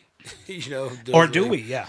You know, and I say that because I look at Levi, you know, and not to drop names or anything, but his dad came into the picture and tried to be involved, and then was so hell-bent on trying to get himself fixed that he had to take a leave of absence from trying to be a dad altogether. And when he did that, that Levi kind of X'd him out, you know, and Yeah. that was when he was like 13 years old, you know, just done with his dad's promises that he never kept and whatnot. And he has no desire now. He has zero desire to know his dad. Yeah. You know, so it's that story doesn't play out for everybody. Sometimes Doesn't people mean just it don't can't change over time, though. Time heals, and I am a big proprietor in time heals all. For right now, you're right, and I'm gonna tell you why. Because Levi is a very intelligent kid, and he has so much going And he has on a for heart. him. That kid has a heart. He does like have no a other's heart, business, and yeah. he's just right now. He's like how we were. We were just ready to pursue life and start doing things. And I'm pretty sure one day it's gonna wrap around again. Maybe, possibly, Yeah, you know, and that's possibly. in the effort of that they choose, you Yeah. know, that but currently exactly, that's the thing you have to be careful with. And stating things now, things do change rapidly. Yeah. and the things that you think that would never happen so that's the crazy thing about this wonderful world. Oh man. Where are we? So- Go ahead, Scott. So the annual gross income of McDonald's is $143.5 billion. Yeah, that's not too bad. That's No, almost that's close not- to $1 yeah. trillion. But I think I'm just below that. I was Anyway. way off. But I just wanted to bring that up. So I did do a research on that just to see. And anyways, other than that, I just wanted to bring that up. So next topic. What else, Shane? No, what I was getting at in the beginning, we went down this huge rabbit hole was, are we raising our kids the way our parents raised us? Are we more conservative? Or are we less caring? Are we more caring? I think we all have really good kids. And I can't say that about everybody I know. And I'm not judging nobody for the way they raise their kids at all. I'm just saying we all have really good kids. Do you think that's direct relation to the way we were raised? What defines a good kid? To me, staying out of trouble. Let's just do something basic. Staying out of what I would consider serious trouble. Juvie, suspension, expelled, Saturday school all the time. Now, if your kid gets Saturday school a couple times throughout their life, you don't have a bad kid. I'm not trying to put a judgment level on this. Well, what would be considered a bad kid? So if my kid got caught for doing something, would consider my kid a bad kid? I guess Because this is the reason why. Because my kids do test the limits. Okay. My kids, well, not kids. I can't pluralize that, but my daughter, my 16-year-old, she's gone out and partied and she's tried to live life hard at a young age, just like I did. Yeah. So I can't fault her, but I never got caught. I never Yeah. got caught for the crazy shit that I did. So does that make me a bad kid? Well, so Or let does me ask that- you this. you No, know- let me ask you this now. Does it make me a bad too kid in when I depth get into this, caught? without getting too in depth to this, no. But so as an adolescent, we all go through these phases. You meet friends who have these different upbringings, whose parents are cool with you coming in their house and taking, gratuity from their beer. The beer in their fridge or the whiskey on their whiskey counters. I'm talking about bad, meaning like your kid is in school just disrupting people's lives, teachers' lives, other students' lives. And I'm not talking about bullying. I'm just talking about in general, just because they're just a bad kid in general. And they've been to, and I know you yourself went to an alternative school before you graduated, but that was because you skipped 100 and something days, not because you were beating up people or bullying or creating a disruption in people's lives. So that's what I'm talking about. I'm talking about just in general, and I didn't want to go too far into. Well, I mean, that aspect. But I I'm guess just saying. I mean I had to define it because I mean, what is a bad kid? Because I would think that we all have had our bad kid moments, not just us, but So our you don't kid. think there's a level of badness? We just clump it all together. Well, I don't know. That's why I was asking you. I mean, who defines that? Because the kid that acts out in the store, and you're thinking, why the fuck doesn't that woman just beat that kid's ass? That would be a simple solution. But you don't know if that woman is having to fight with the fact that the kid's off of medication, or what his diet's like, or any of that stuff. I'm just saying, what would define a bad kid? Is that the kid that's defiant in the household that just disrupts his whole okay, so family? let's just say us growing up, we pushed it too, but we came out all good. We all stayed out of jail. We did, but you know what? We were assholes to mom. We were not respectful towards mom. We actually disrespected her.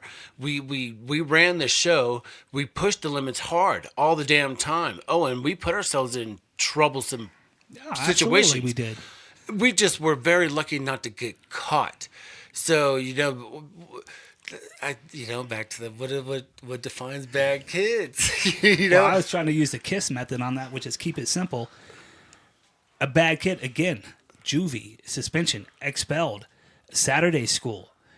There's kids that are in our systems that are like this, and they're in these programs, or they're going to alternative school, or they can't go back to school, or they're in Saturday detention. So hold on, Saturday. So this is a story right here, and I mean, and I guess I could understand what a bad kid is, just a piece of shit kid that. Now, I'm not even saying piece of shit, because we know he's got something going on upstairs that he doesn't have, what maybe another kid has.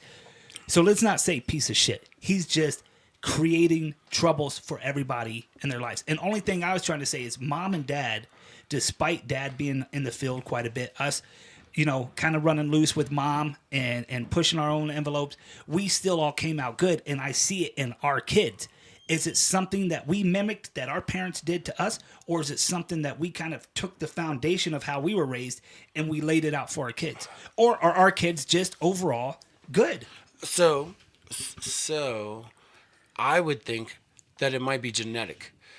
Just a predisposition of how we are genetically, and that just kind of flows. We're just easygoing. We don't cause trouble. We have I guess if you were to say the term, we have this Holy Spirit within us. We have love. Yes.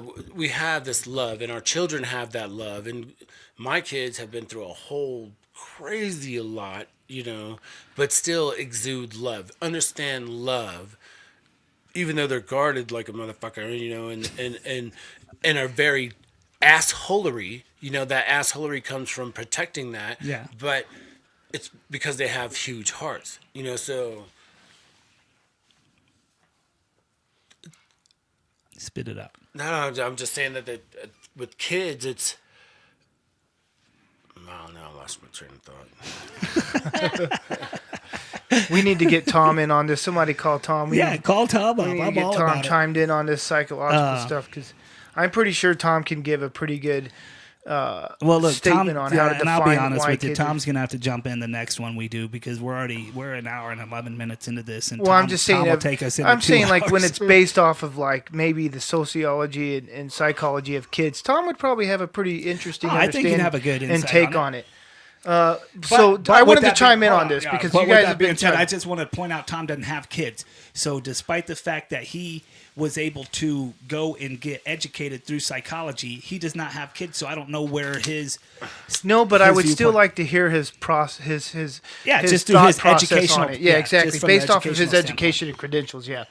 So, but you did make a thing that I have kind of inserted into my life is like, who are you to teach me about something you have no idea of, other than some shit that you read? The best teachers in life are the people who've lived it, been there, done that, lived through it to be able to talk about it. Not to take nothing away from you, Tom. Go ahead. No, but you're- absolutely. But you know, what I mean, but Well- holy fuck, could Tom talk about Iraq or Afghanistan and, Yeah, and all day long. PTSD? All day, like all day long. Yeah. Yeah, and I would never step in that realm because I was fortunate enough. And I think blessed he enough would to not bring have to go. something interesting to the table when it comes to the Yeah, psychology through of the kids. educational aspect and of it. through You're the right. educational, exactly. It has. You're right, Mike. I mean, if you want to sit here and throw the card of, you know, you didn't have kids, you wouldn't have that understanding. I agree. That I would take you to 100% agreement on. But I'm just saying it would be interesting just to hear his take on all the education and schooling he's been taught to understand maybe some of the sociological and psychological aspirations of kids, and especially since he's doing studies on urban kids and that are fostered and stuff. So that would be kind of interesting. Anyways, other than that, so here's my take on it. Good kid, bad kid thing. You know, the thing Well, is... you got a good kid, and I'm not even judging. You got a good kid. All right, So but hold on. before you I even just- get started, I just want to throw that out. We all got good kids, and I'm not just saying that because they're my nieces and nephews. We got good damn kids, and I see some bad ones out there. That's what brought this up. Is it genetic, like Mike was saying? I'm going to let you get to that. I'm going to recap. Is it genetic, like Mike was saying? It's in our genes, or is it the way, or is it a foundation that we grabbed from our parents and we brought it into our family? Go. Considering that. Well, I can go. Just go Okay, ahead. Thank you. So I think it's a combination of different things. There could be some genetics. I can't prove that, and I've never have heard any studies on that. But I mean, there very well could be some genetics, I guess. Just as far as a predisposition of people's, the way their demeanor is, you know, when you get when you have people that are blue collars and they're very introverted, their kids tend to be introverted because they're not outgoing. You know, there's always mold breakers, you know, to that scenario where the kid is just totally opposite of the parents. But for the most part, you know, most kids are like their parents. You know, There you go. It's environmental. Is that what you were getting at? That's Scott? kind of where I was getting at. Yeah, essentially, I think your upbringing does have a lot to do with your outcome, even when you do make things that are... Because remember, kids are curious. We all are going to step into the realm of curiosity and breaking laws and doing things that are not right. I'm not to say that all kids do that, but I want to say that for the most part, it definitely has a lot to do with the parents' upbringing of the kids' upbringing by their parents. For example, your kids, I think, I'll just give you an example. I think your kids seem to be very like Olivia, Gavin. They may they may have their excited side sometimes, but I notice they're this well podcast, behaved. we'll call them Sarah and Kate. Okay, Sarah and No, Kate. Sarah and Don or Jake. We'll say Sarah and Jake. All right. So my point is I think because of your the way you handle your kids, you guys like to give them few of the food groups of life, what I call spirituality. You give them that. You provide that to them. You provide a healthy environment for them, places to live and eat. And by the way, if you guys have ever had a friend that grew up in the foster care system, you will see a huge difference in a person raised in the foster care system as opposed to a healthy family. Yeah. Exactly. And then so spirituality, physical love and treatment, and having a monetary value to bring to the table. You're not living so much in poverty that they're struggling to even take a lunch to school. You know what I'm saying? We've been there. Well, you may have been there, but my point is you're hitting all the right points. So we're looking at a kid's spiritual growth. We're looking at a kid's physical affection that they get from the parents. And we're also looking at just the fact that you've provided... Dude, you work your ass off, bro. And you work your ass off being a mom and a part-time jobber. So... Both. Well, it's a good thing. My point is that you guys put a lot of energy into your kids, and therefore you have, I would say, good results. Yeah, and I honestly think that comes from the fact that we wanted kids. And we started That's another early. thing. Yeah. You had that. Yeah. You So, guys and wanted I kids think from that's day where one. a big part of it comes from. And, you know, just to Mike kind wanted of hit kids. on that, I think what you guys said is exactly what I think. I think a lot of it has to come from the foundation. Me and my wife came from a great foundation. She lost her dad at age 17, but she still came from a good foundation of being raised. We came from a good foundation of being raised. We both came from a Christian or a spiritual foundation. We both knew that being in trouble was not the answer to life, or being disruptive. We both kind of had this philosophy on how we wanted to raise our kids. And to, just the bottom line, we both wanted kids. And I think that's something you guys have in common is, we wanted kids. We wanted kids. Yeah. Happenstancely is how I wanted kids. I wanted kids, but not in the terms of where I'm set up to have kids. I just am haphazardly out there making kids. That's how I approached that. And looking back, that's a terrible way to tackle life, I'll assure you. But yeah, well, you tackled it pretty good, though. Yeah, well, and that kind of goes back to that beginning, is I put myself in these positions to challenge myself. It's like I've made it through these different phases of my life, different challenges that I've had. And I had 2 points on the bad kid thing, and I'll let it go. But the one of the stories I had was Shaden, when he was going up to the mountain school. There was a bully on the bus that was bullying these little kids. So Shaden brought a knife to school and showed the kid, hey, you need to stop bullying those kids. And he showed the kid the knife. Well, the kid told the bus driver, and the bus driver had to tell the principal. And Sure.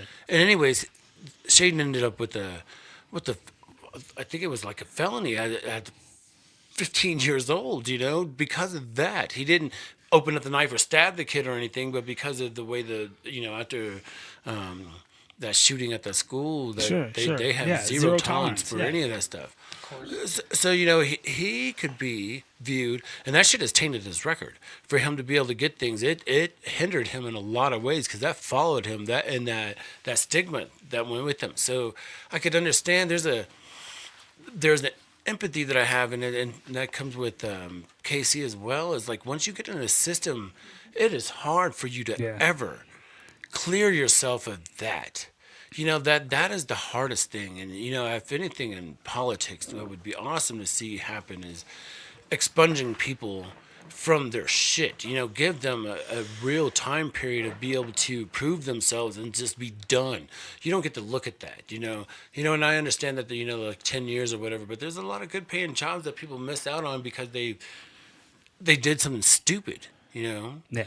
That's unfortunate. And the other story that I had with the bad kid is that I remember when I was with Faida, and I was trying to do the church thing, and I got really involved, and I was doing a study group for kids. It was like a Bible study for kids, and there was this kid that was just violent, and he'd go into these fits, and he was always doing his own thing. He wouldn't listen or anything, and his parents, had dealt with the same thing. And it's not that and I was thinking maybe there was just shit parents, just thinking that they just let him have his own way, and they were the kind that put him in the corner and things like that. It wasn't like that at all.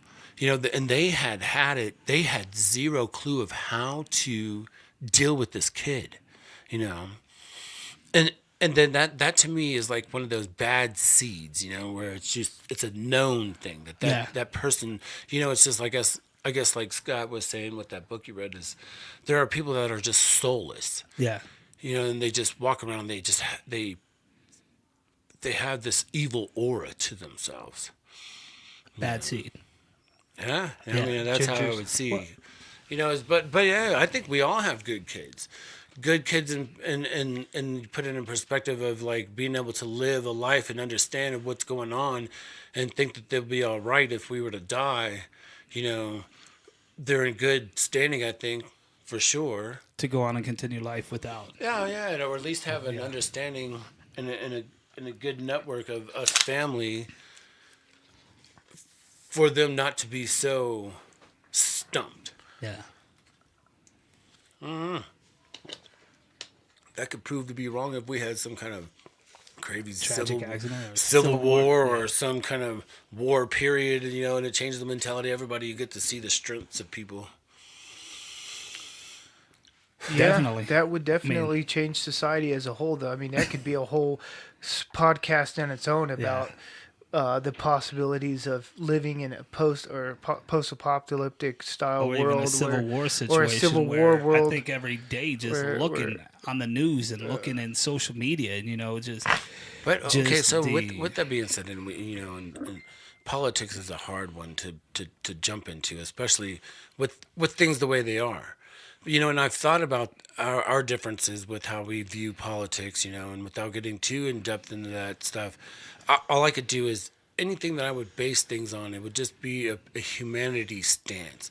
How is it good for the all, or is that a loving feeling, or do I say stuff out of fear? But if we were to have some kind of civil war, has our government forced us to try to choose sides of a two-party system? To where it forces us to do that, or do we break into little groups? Like, how would that end up? And is there enough people in the South or anybody that feels so strongly about something where they would wage that? No, I don't think it's just the South anymore. I think there is an absolute division and hate that's in those parties. And I mean, seriously, I think a civil war could be something that would be more in the near future than a world war. But, again, with that being said, you got, and it does seem like it's being fueled by, I think I see there it would in be- social media all the time. It floods in Yeah. from both sides Yeah, for Mike, me. And and it's like, wow, if you're only getting one side to something, you could definitely have rage Yeah. or a definite maybe solid we opinion. are in the reset button of times right now, if you want to call it that. I think our systems are trying hard to create that, and I think if something did happen, I think there would be pockets of independence where people who don't give a shit about either or, just want to be humane to everybody, would create their own militant militia, and it could be comprised of either party. And I don't want to be on one side or the other, but sometimes when I look at things in the news that is one-sided, yeah, I hate those people for what they're doing and for what they're acting on. Do I want to go and start popping them? That's to be determined. Antifa, a big thing right now. Do I like anybody that represents Antifa in any way? No. But as a human, I love my fellow Americans. But I don't get this Antifa crowd. And if that is who we would be fighting against, which it wouldn't be just Antifa, it would be a whole bunch of people who would probably support them in their agenda. But if it was predominantly Antifa, I'd say let's go to civil war right now. But it's not going to be like that. It's not even that. That is such a fraction of the mindset of people. But it's just unfortunate that the news, once again, brings out that portion about these rallies. They tend to get this little small sect of people and just pronounce that as if that's a real huge thing. So you have to be careful with that because it's a fraction. Well, and then you just look at it, okay, like this. And this is just something that happened to me recently, okay? And we'll bring this up real quick. So you have Antifa, and then you have the MAGA hat people, okay? So you could see that playing out on a Game of Thrones or a Game of War. You know what I mean? So of with that course. being said, though, let That's- me ask you something because this has kind of been sticking with me since I've been here. So I wore a red and white hat, Old Town Distillery, up to your house the other day. I know what it is. You don't from afar. You thought it was a MAGA hat. What was going through your mind, number one, about me? Were you judging me at all at that time? Well, it was in this regard is because I had seen you get out of the truck, out of your vehicle, and I saw it with a red hat. And I thought it was going to be a funny play, like just to really kind of throw it out there. I'm not a big supporter of the MAGA thing, but I'm not in opposition either. I just kind of play middle ground because I could see good of certain things and I could see bad of other things, Yeah. And I don't jump on the whole hate a person because of his Beliefs. lifestyle, Yeah, or his you lifestyle. know, Sure. and I'm not looking for somebody to be a Christian to be my ruler or anything like that. It's, so I can take the good and the bad of anybody that's been in office, but the MAGA thing does hold a certain mentality or profile that goes along with that, with these hardcore. But that's all right media sided- created, though. Yeah, that is- Absolutely. yeah. Absolutely, but you know what it does? It brings out those crazies, giving them a platform to be able to rock that shit Well, not out in only the Well, that, that's open fine. and Go ahead saying, and let them come out because then in the end, I mean, they're gonna just be disclosed as a bunch of morons anyway. So, how's it so gonna the stop rest it? of us who are gonna sit back and watch all this and laugh at all the retards that are going through all this because Yeah. eventually On both it's gonna sides. die. Antifa, on both MAGA, sides, of all of course. it, yeah. On both sides. I mean, On look at both this sides. kid. But Just you, got so, like, but you asked, so I see the hat, and I thought it was just, you were gonna come in to be sporting that, to and try it- to say something to you guys through my hat. You thought Yeah, that's yeah, what I was as, going to as do. a joke. As a joke, I didn't think Okay. that you were really trying to Well, rock I that know- shit. I know And I've I was always- thinking, I was thinking to myself, if you were trying to be real about it, to really just support, Be that type of person. Yeah, I was like, you know what? That's ignorance because when you go out and about and people don't support that as a whole, they don't stand behind that. And there might be a mentality there in Arkansas that does, but here in Colorado, that's not a big thing. So like you said, you're just causing somebody to give you an insult, or to say something, or I dare you. I dare you. Yeah. Come on, cross this line, knock this chip off my shoulder. Yeah. Absolutely. Because people have these strong views based on media. And they're programmed, and that's how they believe, and that's the premise that they stand on. They absolute, and they'll use things like abortion. It's like then all of a sudden anybody that has a certain way thinks a certain way. And they make that so in That's their head, because they in their don't own have heads. rationale, Shane or Mike. Yeah. That's really what it comes down to. People that are pro-life or pro-abortion, the ones that fight against each other all the time are usually unrational people. And just remember that. And that's with all these groups. And so if a person can't wear a MAGA hat and just support what they believe in without being assaulted, which I've seen plenty of time already on the news again, then you know what? Then those are unrational people, and they have no Absolutely, respect for others. But you draw that for- attention to yourself. So what? Who cares? Yeah, it's Why does it freedom- matter? it's a Yeah, freedom. freedom of speech, man. Like they should be allowed to be themselves without feeling assaulted by other people because they're emotionally upset about it. I know. Yeah, Fuck I your I emotions, still man. see Fuck the, your I still emotions. see the guys driving around here with the lifted F-250 diesel pickups with the With flags rebel flags. in the back of the truck, and they whip around here, and that's a thing, and that's All letting right. people know, hey, I'm Okay, American. and I agree. Yeah, and I agree with. Look, and I agree with I'm Scott. America. I agree with Scott. Those are the freedoms that we possess. Okay, we live in the biggest butt-hurt society that we've ever lived in, and that's one thing that fills me too. Is just the feelings of people who are so overly offended that they just can't snap out of the reality that you need to just get your shit over it. That's what fuels me sometimes. Now, would I ever wear a MAGA hat? I've never wanted to buy one. You can ask Deb. We've never wanted to buy a MAGA hat. It's not that important. Would we yeah. have friends possibly that wear MAGA hats? Absolutely. Did we vote for President Trump? Absolutely we did. Did we ever want to be in an arena where we're boasting it so bad that we are enticing people to attack us? No, we don't want to be attacked by anybody. But I'm telling you this right now. If you're that simple-minded and weak yourself that you want to attack somebody for imposing fear because of words, you are by far the weakest person you could be mentally. So where are you at in your life? Because if you think about it, the people who are attacking all these people, they're all fucked up. And I'll say it. They are all people who are in some way. Yeah. Well, that's maybe not they're true. No. It's based off. Hold on. Let's all the bring this- videos I've hold seen, on. they are. This is what we are seeing, and trust me, I really monitor this stuff because I like to do research. We're just living in a very emotional time right now. People's emotions are on a high level of because of what's going on, of the civil disagreements within our society right now. The best thing you can do as somebody who, like, for example, if you're in support of things or not in support of things, it's all right. It's all right to have to be able to share your perspective. All right. But unfortunately, listen, this is what I'm getting at. But unfortunately, sometimes you're sharing your perspective with people that's emotions are already at the top. And then they don't have no other way to respond but lashing out. I'm not saying it's No, I'm right. just saying, why are their but emotions at the top? Because Hillary didn't become president? well, That's exactly why. But here, I don't know. I know, but I know, and it's very emotional based sometimes. But at the same time, there's logic needs to kick in as another like ABL, that guy Anthony Brian Logan I was talking about.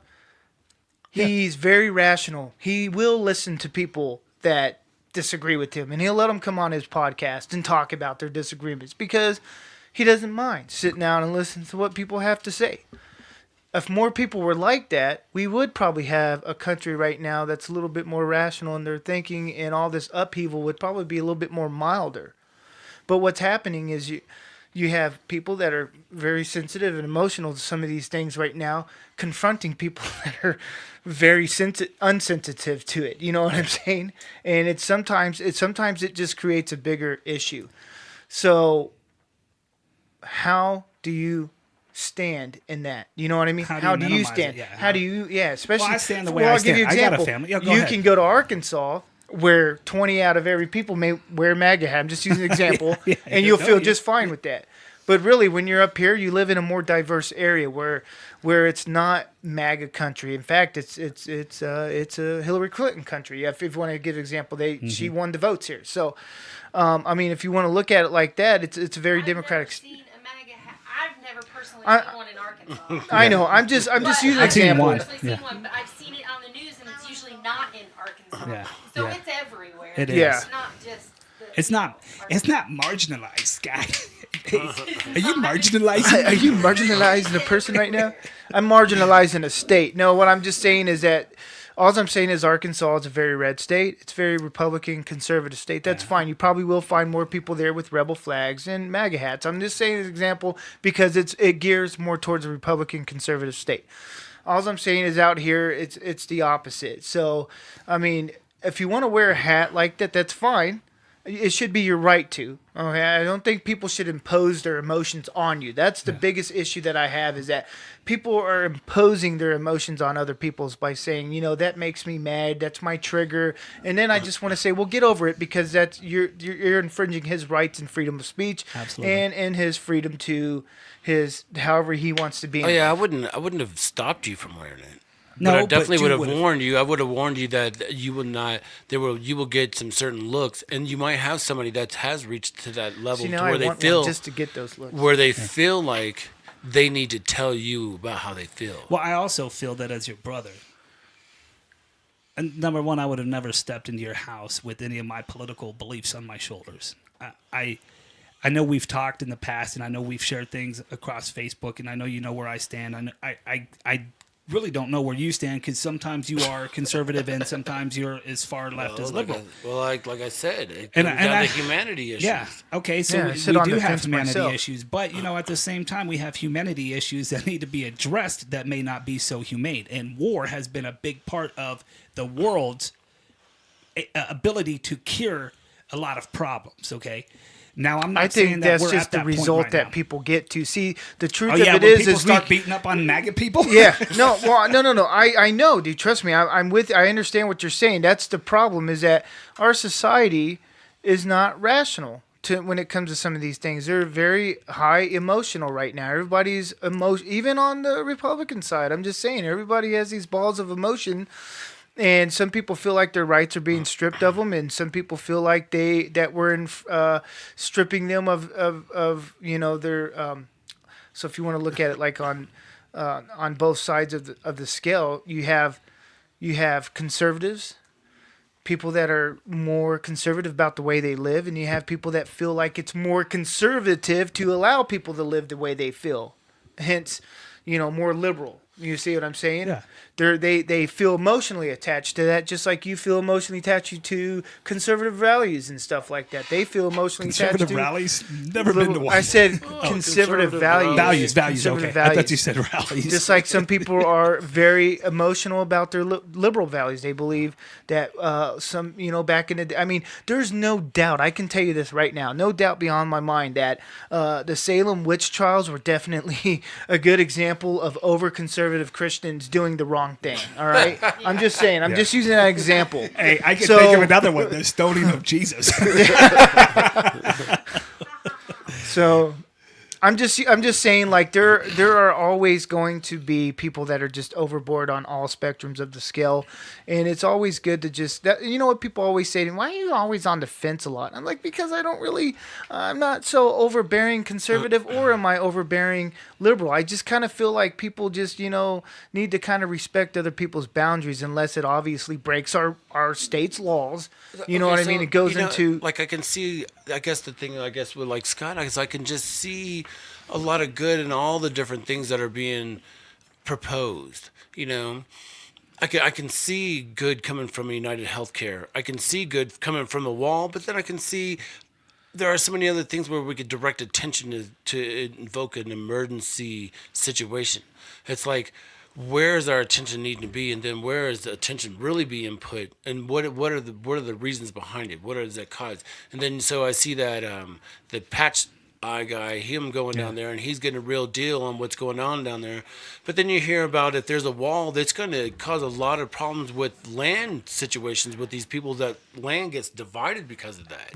Yeah. So there's that aspect. So then we can look at the guy going down there and saying, and then they have these guys showing how many people come across that border, and with what drugs and this and that, and how it's affecting the communities and how it's filtering through. And okay, I get that. I can see how this helps, and I can see what that's going to do, and it could possibly give jobs and blah blah blah. All this stuff. I get that, but then there are simpler things that could be addressed currently that are not being addressed, and that is where I have concern. So many kids are thinking that they need to go to college currently and spend a buttload to go to college to do that. But our schools don't set them up properly to have that train of thought as far as what they're good at, as far as where they're best suited and what kind of trade or business or where they would excel at. There's nothing to give them. They get a general education, and then they have to figure it out from there, and they usually get into some college or some kind of thing where they end up owing forever into college.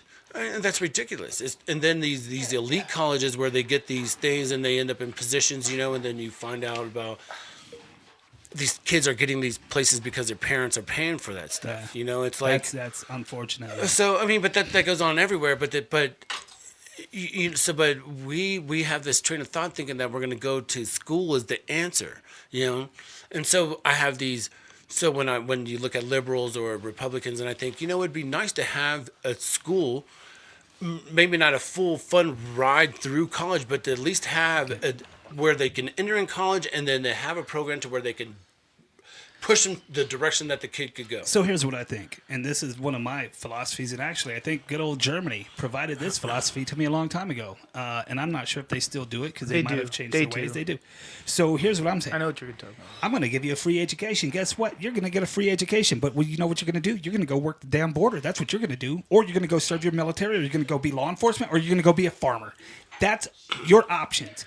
You're going to go do those for 4 years of your life, and when you get done, I'm going to give you the best education for free that you can have. But you're going to do one of those things. And they started implementing trade schools for kids that were interested in being a mechanic, and they would get them on that path, which I think was amazing. Yeah, and if you go into any of those career fields, you can choose to be anything you want. Now, if you go work the border, it's obviously you're going to be watching a lot of the border. But you're going to be learning a lot of valuable trades, technical trades down there, too, that come with being in law enforcement. If you go in regular law enforcement, you're going to learn a lot.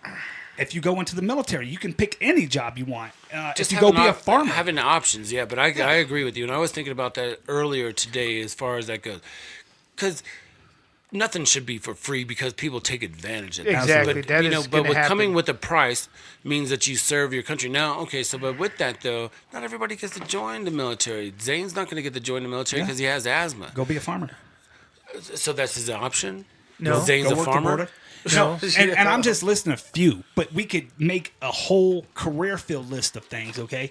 Even not, I don't want to say entertainment because I'm not gonna want you to go learn how to be an actor, but news, weather, stuff like that, that is a necessity. Let me interject here. Go ahead. So, my buddy Tom Johansson from Sweden, he was gainfully employed as a bus operator before he came to America and did buses. So he did not at the time really regard being in the military wasn't his thing, even though they were doing that civil program where you had to join the military generally if you're not in school. So what they did, and this is another option, I like their option. So if you don't want to join the military, then they put you on a civil program where you would be a first responder to like any disasters and stuff Absolutely. like that. Rescue? Yeah, First rescue, responder? and Yeah. they taught him how to do rescue training and all that We stuff. So could- that was a great idea. I thought that was awesome. Oh, We wow. could make a list Yeah, so- that would be so good Yeah. that none of these kids coming out of high school, they would automatically know, and most of them would go probably where their friends want to go and do those things, hoping they could be together for the next 4 years. You know, So we have ideas. we have ideas. We have ideas, and that's what I'm saying is that where's the emphasis, and where's the emphasis? Where should emphasis? Well, right be? now I don't hear any politics talking about this stuff. None. So and that's Sure, the they all thing. want to harp on education, but what about education? Where are we at with education? Because I don't see none of the left doing it. I don't see none of the right doing it. Talking about it. I know. You and know then what? trying We've said to- before trying to that put our money into country the wants system. to keep us as dumb as we can be. And that may be a conspiracy theory to people. No. But No. I think that is what our country and our higher ups and our elites try to do. And you know what? And I was going to go back to the, working for 4 years thing. And anybody that makes over a couple $100,000, your kids are not exempt from this program. It's mandated. This is something that your kid will do, or there has to be some kind of, handicap or physical problem that they cannot go and do this. But nobody is exempt from it. So and then as far as talking about schools, like that is huge, and I don't know if a lot of people are just unaware of it, but like my daughter going to A West, the caliber of that school versus going to a school over here in Aurora or Federal Heights, the high schools up there like Westminster, like there's a certain degree of kids that go there that have a mentality that is associated with a lower income level mentality, and there is one that comes along with that, but the schools, they teach differently in regards to that. They don't get that grade A best from a teacher at those lower income schools like they do at my daughter's school. We saw that, didn't we? Did you see that yesterday? We were talking about that. and Schools that are that's budgeted unfortunate. and funded by private organizations. Yeah, absolutely. Versus state or something. Yeah. So like you said earlier, keeping us dumb. People get pushed through. You could be a DF student, get pushed all the way through. We have teachers who have no passion for teaching. We have no teachers who have passion for teaching. They never did. They took it because it was something. Or they did. They don't anymore. They just found themselves in the system. The system. There's so much with the teachers there. It's just like becoming a cop. The eyes are on you all the time. You yell at a kid, you say some stuff out of line, that kid perceives it wrong, or gets you in a video that's half edited or whatever, and you're saying a sentence that's taken out of context, and your whole life is done.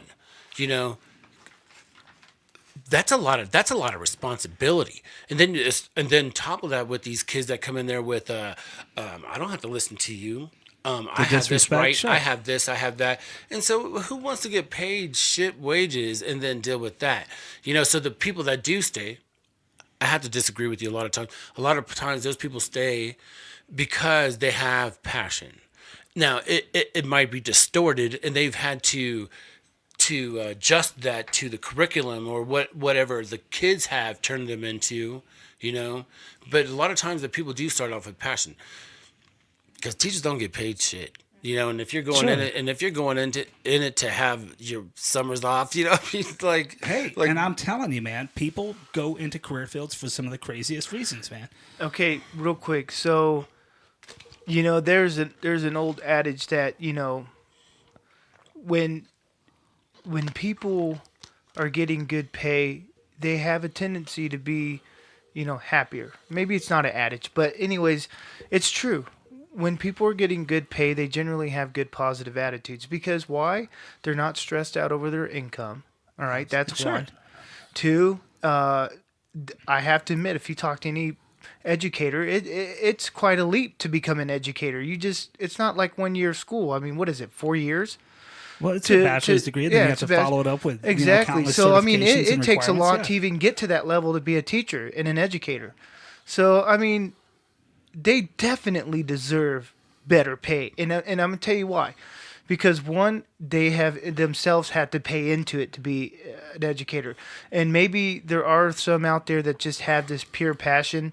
But I guarantee you this: that most of them, if they were making just really good salaries, yearly salaries, they would probably have a little bit more passion in their teaching. Maybe, I'm not saying this 100%, but I do know this is that happy people have a tendency. Happy people are thriving people. That's just a fact. Okay, people so that are just making a good income. Money doesn't solve that. Just Okay, well I know that, but okay, I tell you what, it would. I guarantee you would not be working for Excel right now if you were being paid $25,000 a year. I promise you that. exactly. That's exactly my point. It's a double-edged sword. Because it is. What I'm trying to get at is just people have a tendency to be more passionate Productive and more and productive passionate. when That's they're right. making a good living because that life is not stressful anymore. That's all I'm saying. Which is why I That's was why all I think for, our educators should be paid more. They should, and that's why I was all for the minimum wage hike. I think that's a great thing. I don't, personally, do I think your wage should match your job? Sure. But if you want to get the best customer service you can, even from McDonald's, you want them to be happy at their work. You know what I mean? Oh, Or yeah. from any place you go to get food or any kind of services, you want them to be happy. Yeah, not And I spit in your think that, burger. if they're making good money, that keeps them. Now, sometimes you do have those employees who will spit on your burger regardless, especially if you walk in with your MAGA hat on. Especially around here. But pay people what they can afford to live. Because, even Denver is a prime example. I mean, just inflation and the economy around here is just so unaffordable right now. Pay the people to what this economy is, match them. And then, or regulate things across the country where we all pay the same price for a house no matter what, unless. But and so then you're bracket talking those. socialism, though, and then where's capitalism at that America's built on, So I work hard. I haven't been afforded any different opportunities than anybody else. The route that I've chosen, anybody can take, and it's unfortunate if you get a felony that hinders you in some regard, Sure. but anybody has the opportunity to have the same route. People limit themselves. So, I can jump on the capitalistic mentality when it comes to, I have anything at my fingertips. I have the internet that I can gain any knowledge that I need in the pursuit of whatever it is that I want. I limit myself. So, when you talk, start trying to make things across the board for everybody and hiking up pay Keep it- rates, standard, this thing. There's a certain thing that I've had a feeling with is if you don't aspire to make any more than $8 an hour and you continue at that, and that's the life that you get trapped into, and you buy the cell phone and you get in a car payment that you're in over your head, I think those are just life lessons that you have to evolve from that and know that you're worth more than $8 an hour and strive for better. But people don't. People don't. What they do is say, pay me $15 an hour for doing the same job I was getting paid $8 an hour. People don't aspire. They just want more. And that's the problem with a lot of our society. They just want more. So that's what here's you were I'm you were saying that you were in agreement with the hike Listen, in the minimum wage hike. Pay people what is according to your area. But at the same time, give us, and I don't want to sound socialist because I do believe in a capitalist society. But with the problem with housing, give everybody an opportunity to own a house in this country. Give everybody an opportunity to own at least one car in this country. Who's not given opportunity? Everybody gets an opportunity. Okay, and I'm saying it. I'm not trying to say it like we don't have those opportunities. I'm just saying make things affordable and obtainable if you work at McDonald's. That's all I'm saying. Do you need to aspire Why? to aspire to be more at McDonald's and to make more? Yeah, Well, absolutely. obviously, if you want to buy a house, because we live in a society where that is. So That's where you adjust your lifestyle for the way you want to live. If you want a $500,000 house, you make your lifestyle around, which would mean you working 1, 2, 3 jobs, your partner working 1, 2, 3 jobs. What does that look like? Those are the sacrifices that people make to make things happen. Those are also the family sacrifices that people make, and then we end up with this society full of absentee parents. Now, if you want to go into now we can get diabolical. Yeah, we need to eliminate that. Eliminate that by lowering the housing rates? I think we have the ability to. I think every family should be able to own a home in this country, a nice home, not just a run-of-the-mill home. Now, do I think that you should aspire to be more in your life? Absolutely, I do. But I think we should all have the same opportunity to own a decent home and raise our family and not work 3 jobs to do it. Why is Denver so expensive right now? Because you guys are wreck weed. Who pushed that up? Who pushed it up? But Who pushed it up, though? That's all I want to know. Why did housing have to go 100% over? because it can. Because it can. Because that is the capitalist way. You're right. But Because why, you know though? what? If you don't want to pay the $250,000, I'll pay the $250,000. Well, yeah. Oh, you don't know want what? to pay the And there's- $600,000? you're I'll right. pay the $600,000 And I see new construction going up all week here. all the damn time. So it ain't. We ain't running out of people wanting to come here. And I guess that's where I was getting at is who pushes up these prices and what gives them. Who's pushing up these prices and what gives them the authority to do it? What are you good? Is that your alarm? Is it gym time already? Oh, that was Zelia calling me. Must be keeping her up. Oh, She must have butt dialed you. Oh, maybe they can hear us. Yeah, it is late. What time is it? Almost 11. Okay. Well, we can wrap this up. We're almost 2 hours into it. But, anyways, it just goes. I guess that's where some of my ideology of just trying to be humane comes into play, too. I lean a lot on the conservative, but at the same time, I think if we can offer benefits to people to make everybody happier, I would like to see those transpire. Not a socialist society. I don't think that's the way to go. But we have the ability to help out fellow Americans. And we do, and I've seen things on the internet, and on Facebook for people's ideas actually coming to fruition. A couple examples. Shark Tank too.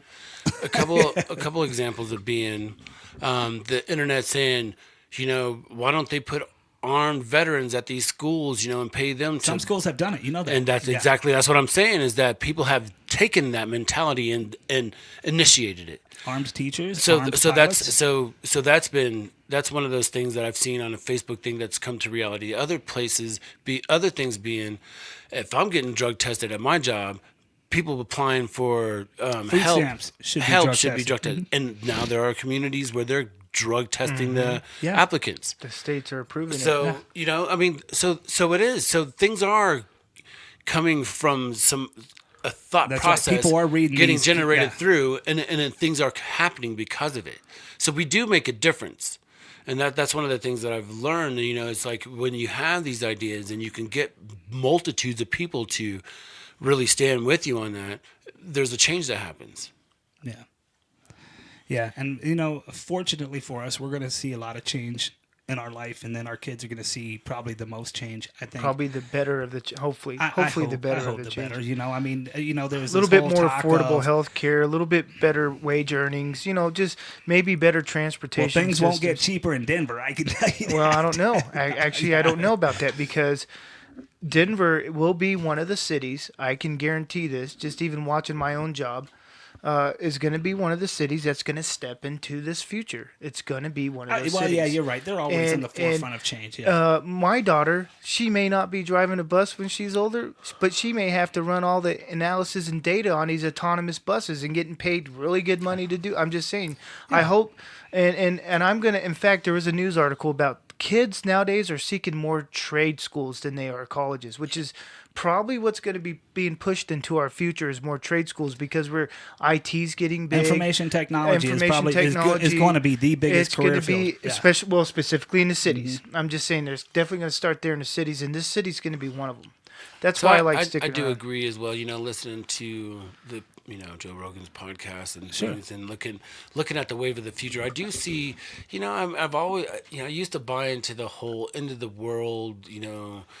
Apocalyptic. Yeah, Yeah. really coming to pass. But I really do feel that we're gonna have a automated age that's gonna overcome us. We're gonna get Oh, a it's chance to happening. live that before any crazy shit Sure. really goes down. I You think know, that will be the explosion of technology that's, forecasted that, and then shit'll hit the fan. Yeah, but I see, can see that's the that. problem though. Everybody, so maybe there will be a time where civil and national and international, like World War III, if you want to call it. Is that what you guys are saying? Like, you expect that, Just like something AI, that'll like just the be- rise of AI, yeah. singularity, No, and well- stuff like that. Well, maybe like That's way already in on the rise. future. That's coming. It won't- Well, yeah. Well, singularity is still way down the road, but AI is definitely Here, already yeah. in the path. Yeah, it's already on the path. Elon Musk definitely touches up on like the potential of AI and its goods and bads and stuff. But here's the thing, nothing's written. You know what I mean? We definitely grew up in that society of everything's going to be apocalyptic doom. I know because I went, everything. They all trust me. Go ask mom and everybody, even my ex-wife. They're all waiting for the apocalypse. It's kind of sad actually that Well, half the they world- look at yeah. that and they don't look at actually wanting to implement new ideas Yeah. that make society better. They're just going to wait until it dies off and then. Well, when you have You know. half the world willing an apocalyptic, Yeah, Armageddon agenda. style, Yeah, yeah. the narrative is to get like, yeah, I know what you're saying, and that's unfortunate. So, hopefully, and I don't think everybody thinks like that. I'm just saying it just seems like that's the narrative that most people are expecting is that the world's just going to fall apart. Now, it's not to say that there isn't going to be a time. I mean, there always could be a time when things are just going to be that bad, but. I'm optimistic, and I kind of look to see. I think our future is going to be a lot brighter if we keep I would say pursuing optimistic things like maybe having some type of affordable health care as opposed to just free health care for everybody. the Because biggest maybe it thing is doesn't work. just having people talk. Yeah, and rationalize and be rational. So people about getting things. tired of the whole choosing sides Yeah, thing and exactly. coming together and vocalizing together what people want. Because Yeah. I think in the hearts of everybody wants it to be a humane answer where it's not where people are getting something for free. And you're not hurting people to make things happen, and you're That's not true. causing division, and you're not causing hate or causing profiles that to where it separates people. That's the. So I'm hoping that we get to that point, versus a division, and that the media does tend to do that to us, separate us, make us reclusive. We stay apart from one another, and I've lost a lot of Facebook friends just because of opinions that people throw out there. yeah. And the thing about that is that's futile. It's come and goes. So you can have an understanding or a passion about something one day, or a feeling towards somebody about something one day, and then they do something, and it just you're like, wow, I just totally was. not expecting expecting that. Yeah, I wasn't expecting this guy to be such a douchebag. or whatever the case, people want to stand tall for something without all the information, all the facts. It's all right. There's always a good approach to this, and that's just it. You gotta there's this lady at work. I told her Juanita? no. I won't say her name, Loretta? but she's very communist. She is like a Bernie Sanders 100%. But you know what? I told her one day. I said, you know what, so and so. I said, you're such a genuine person. I said, I really like you. I just don't give a shit about your politics, and I just want you to know that. But I really do like you. Yeah. I think you're a really nice person, but as far as your politics, I don't give a shit. So I feel that just way. know that way. Just know Yeah. that. And that's how I feel about a lot of people. Yeah, I I feel really that do. way It's like I about don't give a shit religious about your people come politics. knock on Yeah, my even door. It's religious like, people, even Look, Christians I to a got a certain degree. I relationship feel with that. God. I appreciate you, but I don't like your religion. So, Take a walk. Take a walk, man. Go walk with Jesus. You know what I mean? Like, I'm not saying that to be rude. I'm just saying it's like, hey, I have a good standing faith, and I mean, I know you want to push your like the mom's neighbor one day came up to me and tried preaching to me. Witness? I said, well, yeah, he wanted to witness to me. He didn't realize I was a spiritual person.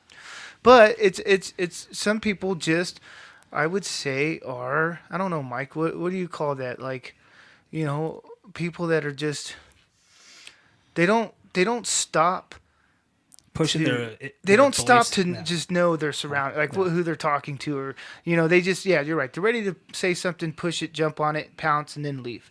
You know what I mean? So with that being said, I got a perfect example for that. I was over at my house over in Arvada, and I was outside and I was watering my lawn, and this older woman came up and she had a kid with her. They were walking down the sidewalk, and I said, "Hi, how's it going?" And started talking, being nice, and then she slips in the whole Jesus thing, and then starts telling me her story, and I stopped her in the middle of it, and I was like, "You really think that it's okay to have a segue in our conversation for you to throw your religion at me and then tell me the stories and how good it is?" I said, without even talking to me about who I am as a person and my beliefs. So that to me is you just you feeling good about you, feeling like you need to do a good deed and get out there and tell your thing. It's like, why? Who are you to get to do that to me? Why do I have to sit here and listen to your take on that? Good for you. Yeah, I'm not the platform with it, but why couldn't we just be human and I'm nice to you, you're nice to me, and you go on your way, Because she used it as... What you're saying earlier, though. What's that? That you're supposed to be kind of open-minded. That person at that time might think that truly is what they should be doing at that moment, and maybe she really has a heart for you or whoever it might be. Passion. It's So, that person's passion, but that's her story. That's that woman's story that she tells to anybody and whoever is willing to hear. That's her story, I'm just saying you always have to be open-minded to maybe what their situation in their life is. Okay, So in and other I words- could, and I heard She should that. have been open-minded to yours, but she might not have been. But she might not have meant it bad at all. Like, she meant it in a good way. Did she hand you a She thought track? That was her life. She hands you a That track. was her life calling. She thought she was supposed to. Absolutely, and a lot but of people- but people have passions and try to push And their listen, agenda or their And their I'm thing not onto going to other lie. people. I've sat there and I've walked into Walmart when we were at our highest peak of what I would call spirituality and religion. And we were just out there trying to witness and do things. And I approached a young couple. I was driving my Volkswagen van at the time. And they approached me and said, "Hey, we like your van. That's nice." And I turned that conversation in, "Do you know Jesus?" And immediately they stopped me and said, "Oh, we're atheists." And I didn't even bug them no more from that. And I didn't start it off with that. I started out, "Hey, do you guys have a home church around here?" And then they went into that. But I did intentionally think that I needed to Convert without them. feeling it. Yeah, I convert them.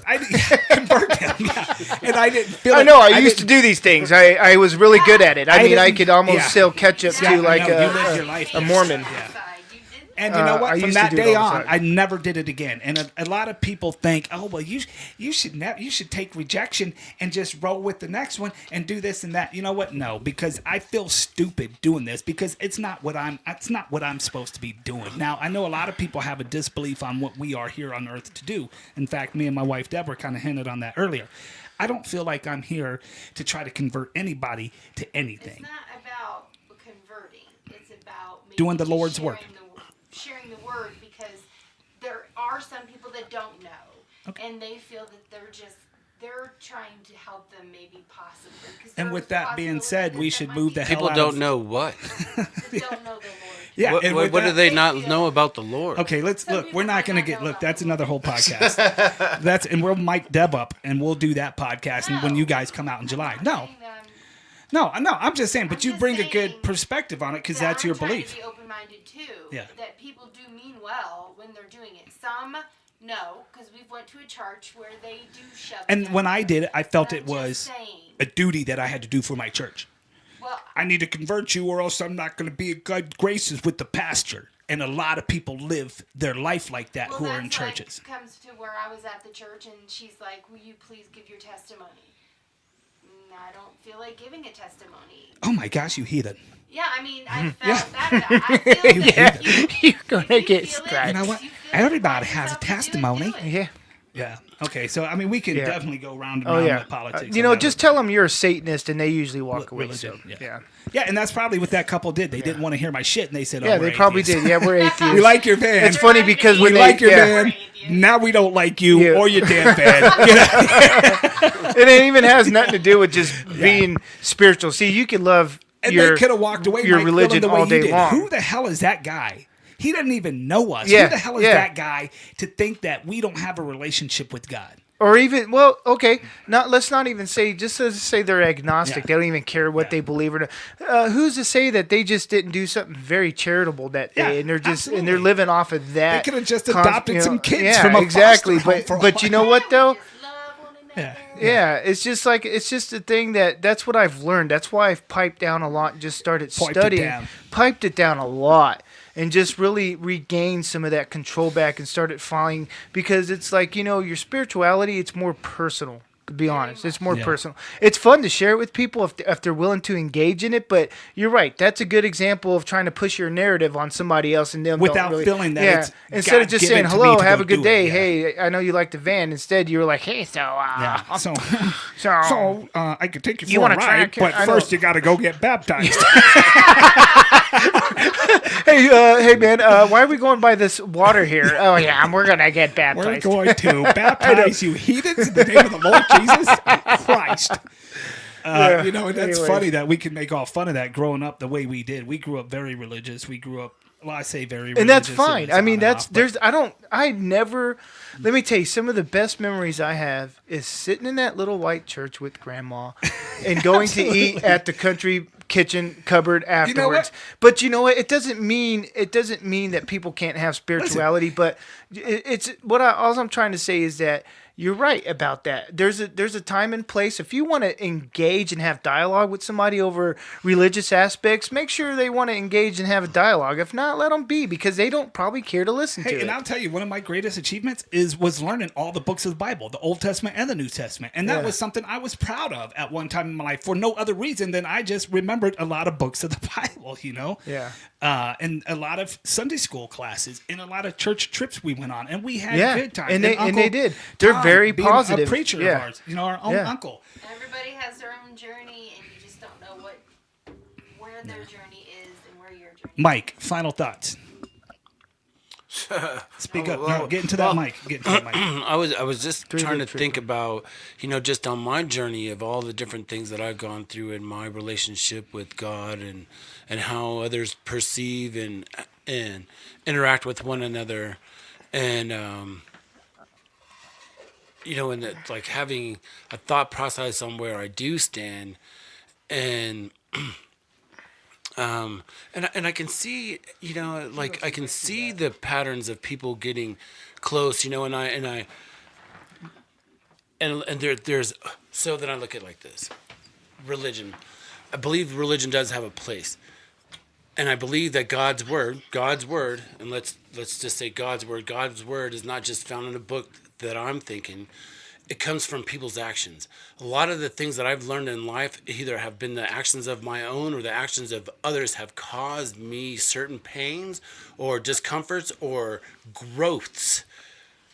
So the actions, but words definitely change our lives, right? So then if it's an infallible word of God, whether it be action or word, has settled on my heart. And that at the end of the day is what settles here is God's word, I think. That's what I live on.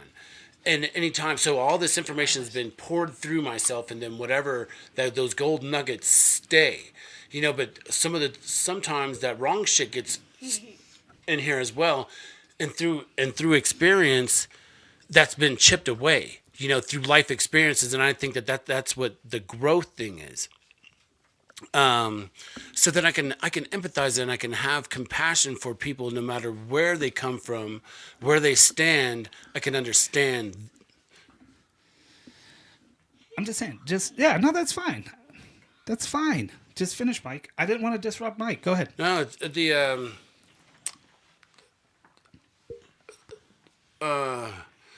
so examples. That's all I was trying to say is that, if God's within you, people will know. And there have been things that I've learned that I've said to people, things that have come out of me that have just come from life lessons, that I've been able to convey. And we Freestones, we tend to have people that come to us and talk to us because they feel a comfortability level. Because, like Dad, we just, there are areas where we just don't give a fuck. Yeah. And that comes out, and people understand that. Like I've done a pretty good job about not letting there be edges for anybody to pick on me. No matter how uncomfortable it may be, there just isn't anything that you can get on me to make me feel a certain way, because I've already felt those emotions. So hardening myself. Absolutely. Scott, final thoughts. I don't really have much to say other than the fact that we covered a lot, and it's been good talk. It's unfortunate we don't get to sit down with Tom and do this as well, or with we will. We with will. Dad Even or if we have to go to Casey San or Diego. just all of our, and Debbie included, with with like some of the ideas, and a lot of people. I think we should sit down and do this and just get out and have like an open forum discussion about like just the way people feel without everybody getting so upset about it. Yeah. And it would be probably very And good. that's what I love about our family is we've always been thicker than blood as far as just us, and that's why I chose to bring my family out here for spring break versus going someplace else. We always want to go and do things that are different and experience different things. But, man, I always love being around you guys. You guys, we fill each other up with encouragement, drive. We're motivated. We bust our asses. We raise our kids. We live, a portion of the American dream. We always strive to do more. And it doesn't even matter when we want to do less, because we, I think, have all earned a right to do whatever we do in life. But you guys have definitely made me think that coming here this week was just a grand thing. And a lot of siblings don't get to say that in passing. In fact, sometimes trips are cut short because they just can't get along with each other, I appreciate that shit. That's some cool stuff. A lot of times, we get caught up in our day-to-day lives, Absolutely. and it's hard to step out of that. You get in a routine of things about how things are supposed to be, and you get used to that. And when people impinge or infringe on that, it just makes for adjustments. Yeah, and that's what I think one thing we've done over our lives too, have adapted and overcome. And I know, we've all just been what brothers do, in life. We've all fought verbally and physically, and it's never lasted any longer than what I would say a second. A second can be a few hours, a second can be a day, a second can be a whole month. But we all come back to the same thing, that we are thicker than blood when it comes to us. And I think a lot of that has to do with the fact that we stair-stepped in age, and that we had a great foundation, and that we moved all over the damn world growing up. And, and I think we have this desire to be around each other a few times a year. And that's definitely what I was feeling when I realized that our trip to someplace else just wouldn't have matched coming to Denver. I have a desire to be around you guys, and I love it, man. And I'm glad you guys were able to sit down and do this with me right here out of Mike's basement in Westminster, damn Colorado. We went up and had a great time today in Golden. I'm kind of recapping on some things. Scott, man, you're right. I wish Tom was here where he could sit in and chime in. If you guys want to hear all four of us and my dad talk about our military time, just go check out Salute to Service. But you guys can definitely look forward to hearing us all down the road. I know this is a long-ass podcast. Play it, pause it as many times as you need to get through it, but definitely listen to it. We've hit a lot of topics tonight. You guys are going to get a chance to realize or see who we are personally, and maybe you like us, maybe you don't. I don't know. We're just going to roll through life anyways, man, period. But with that being said, you guys have a good rest of your spring break. Those of you who are on it, those of you who are coming on it, be safe. We love you all. Have a good one. Later. Later. Oh, that's cool. Yay!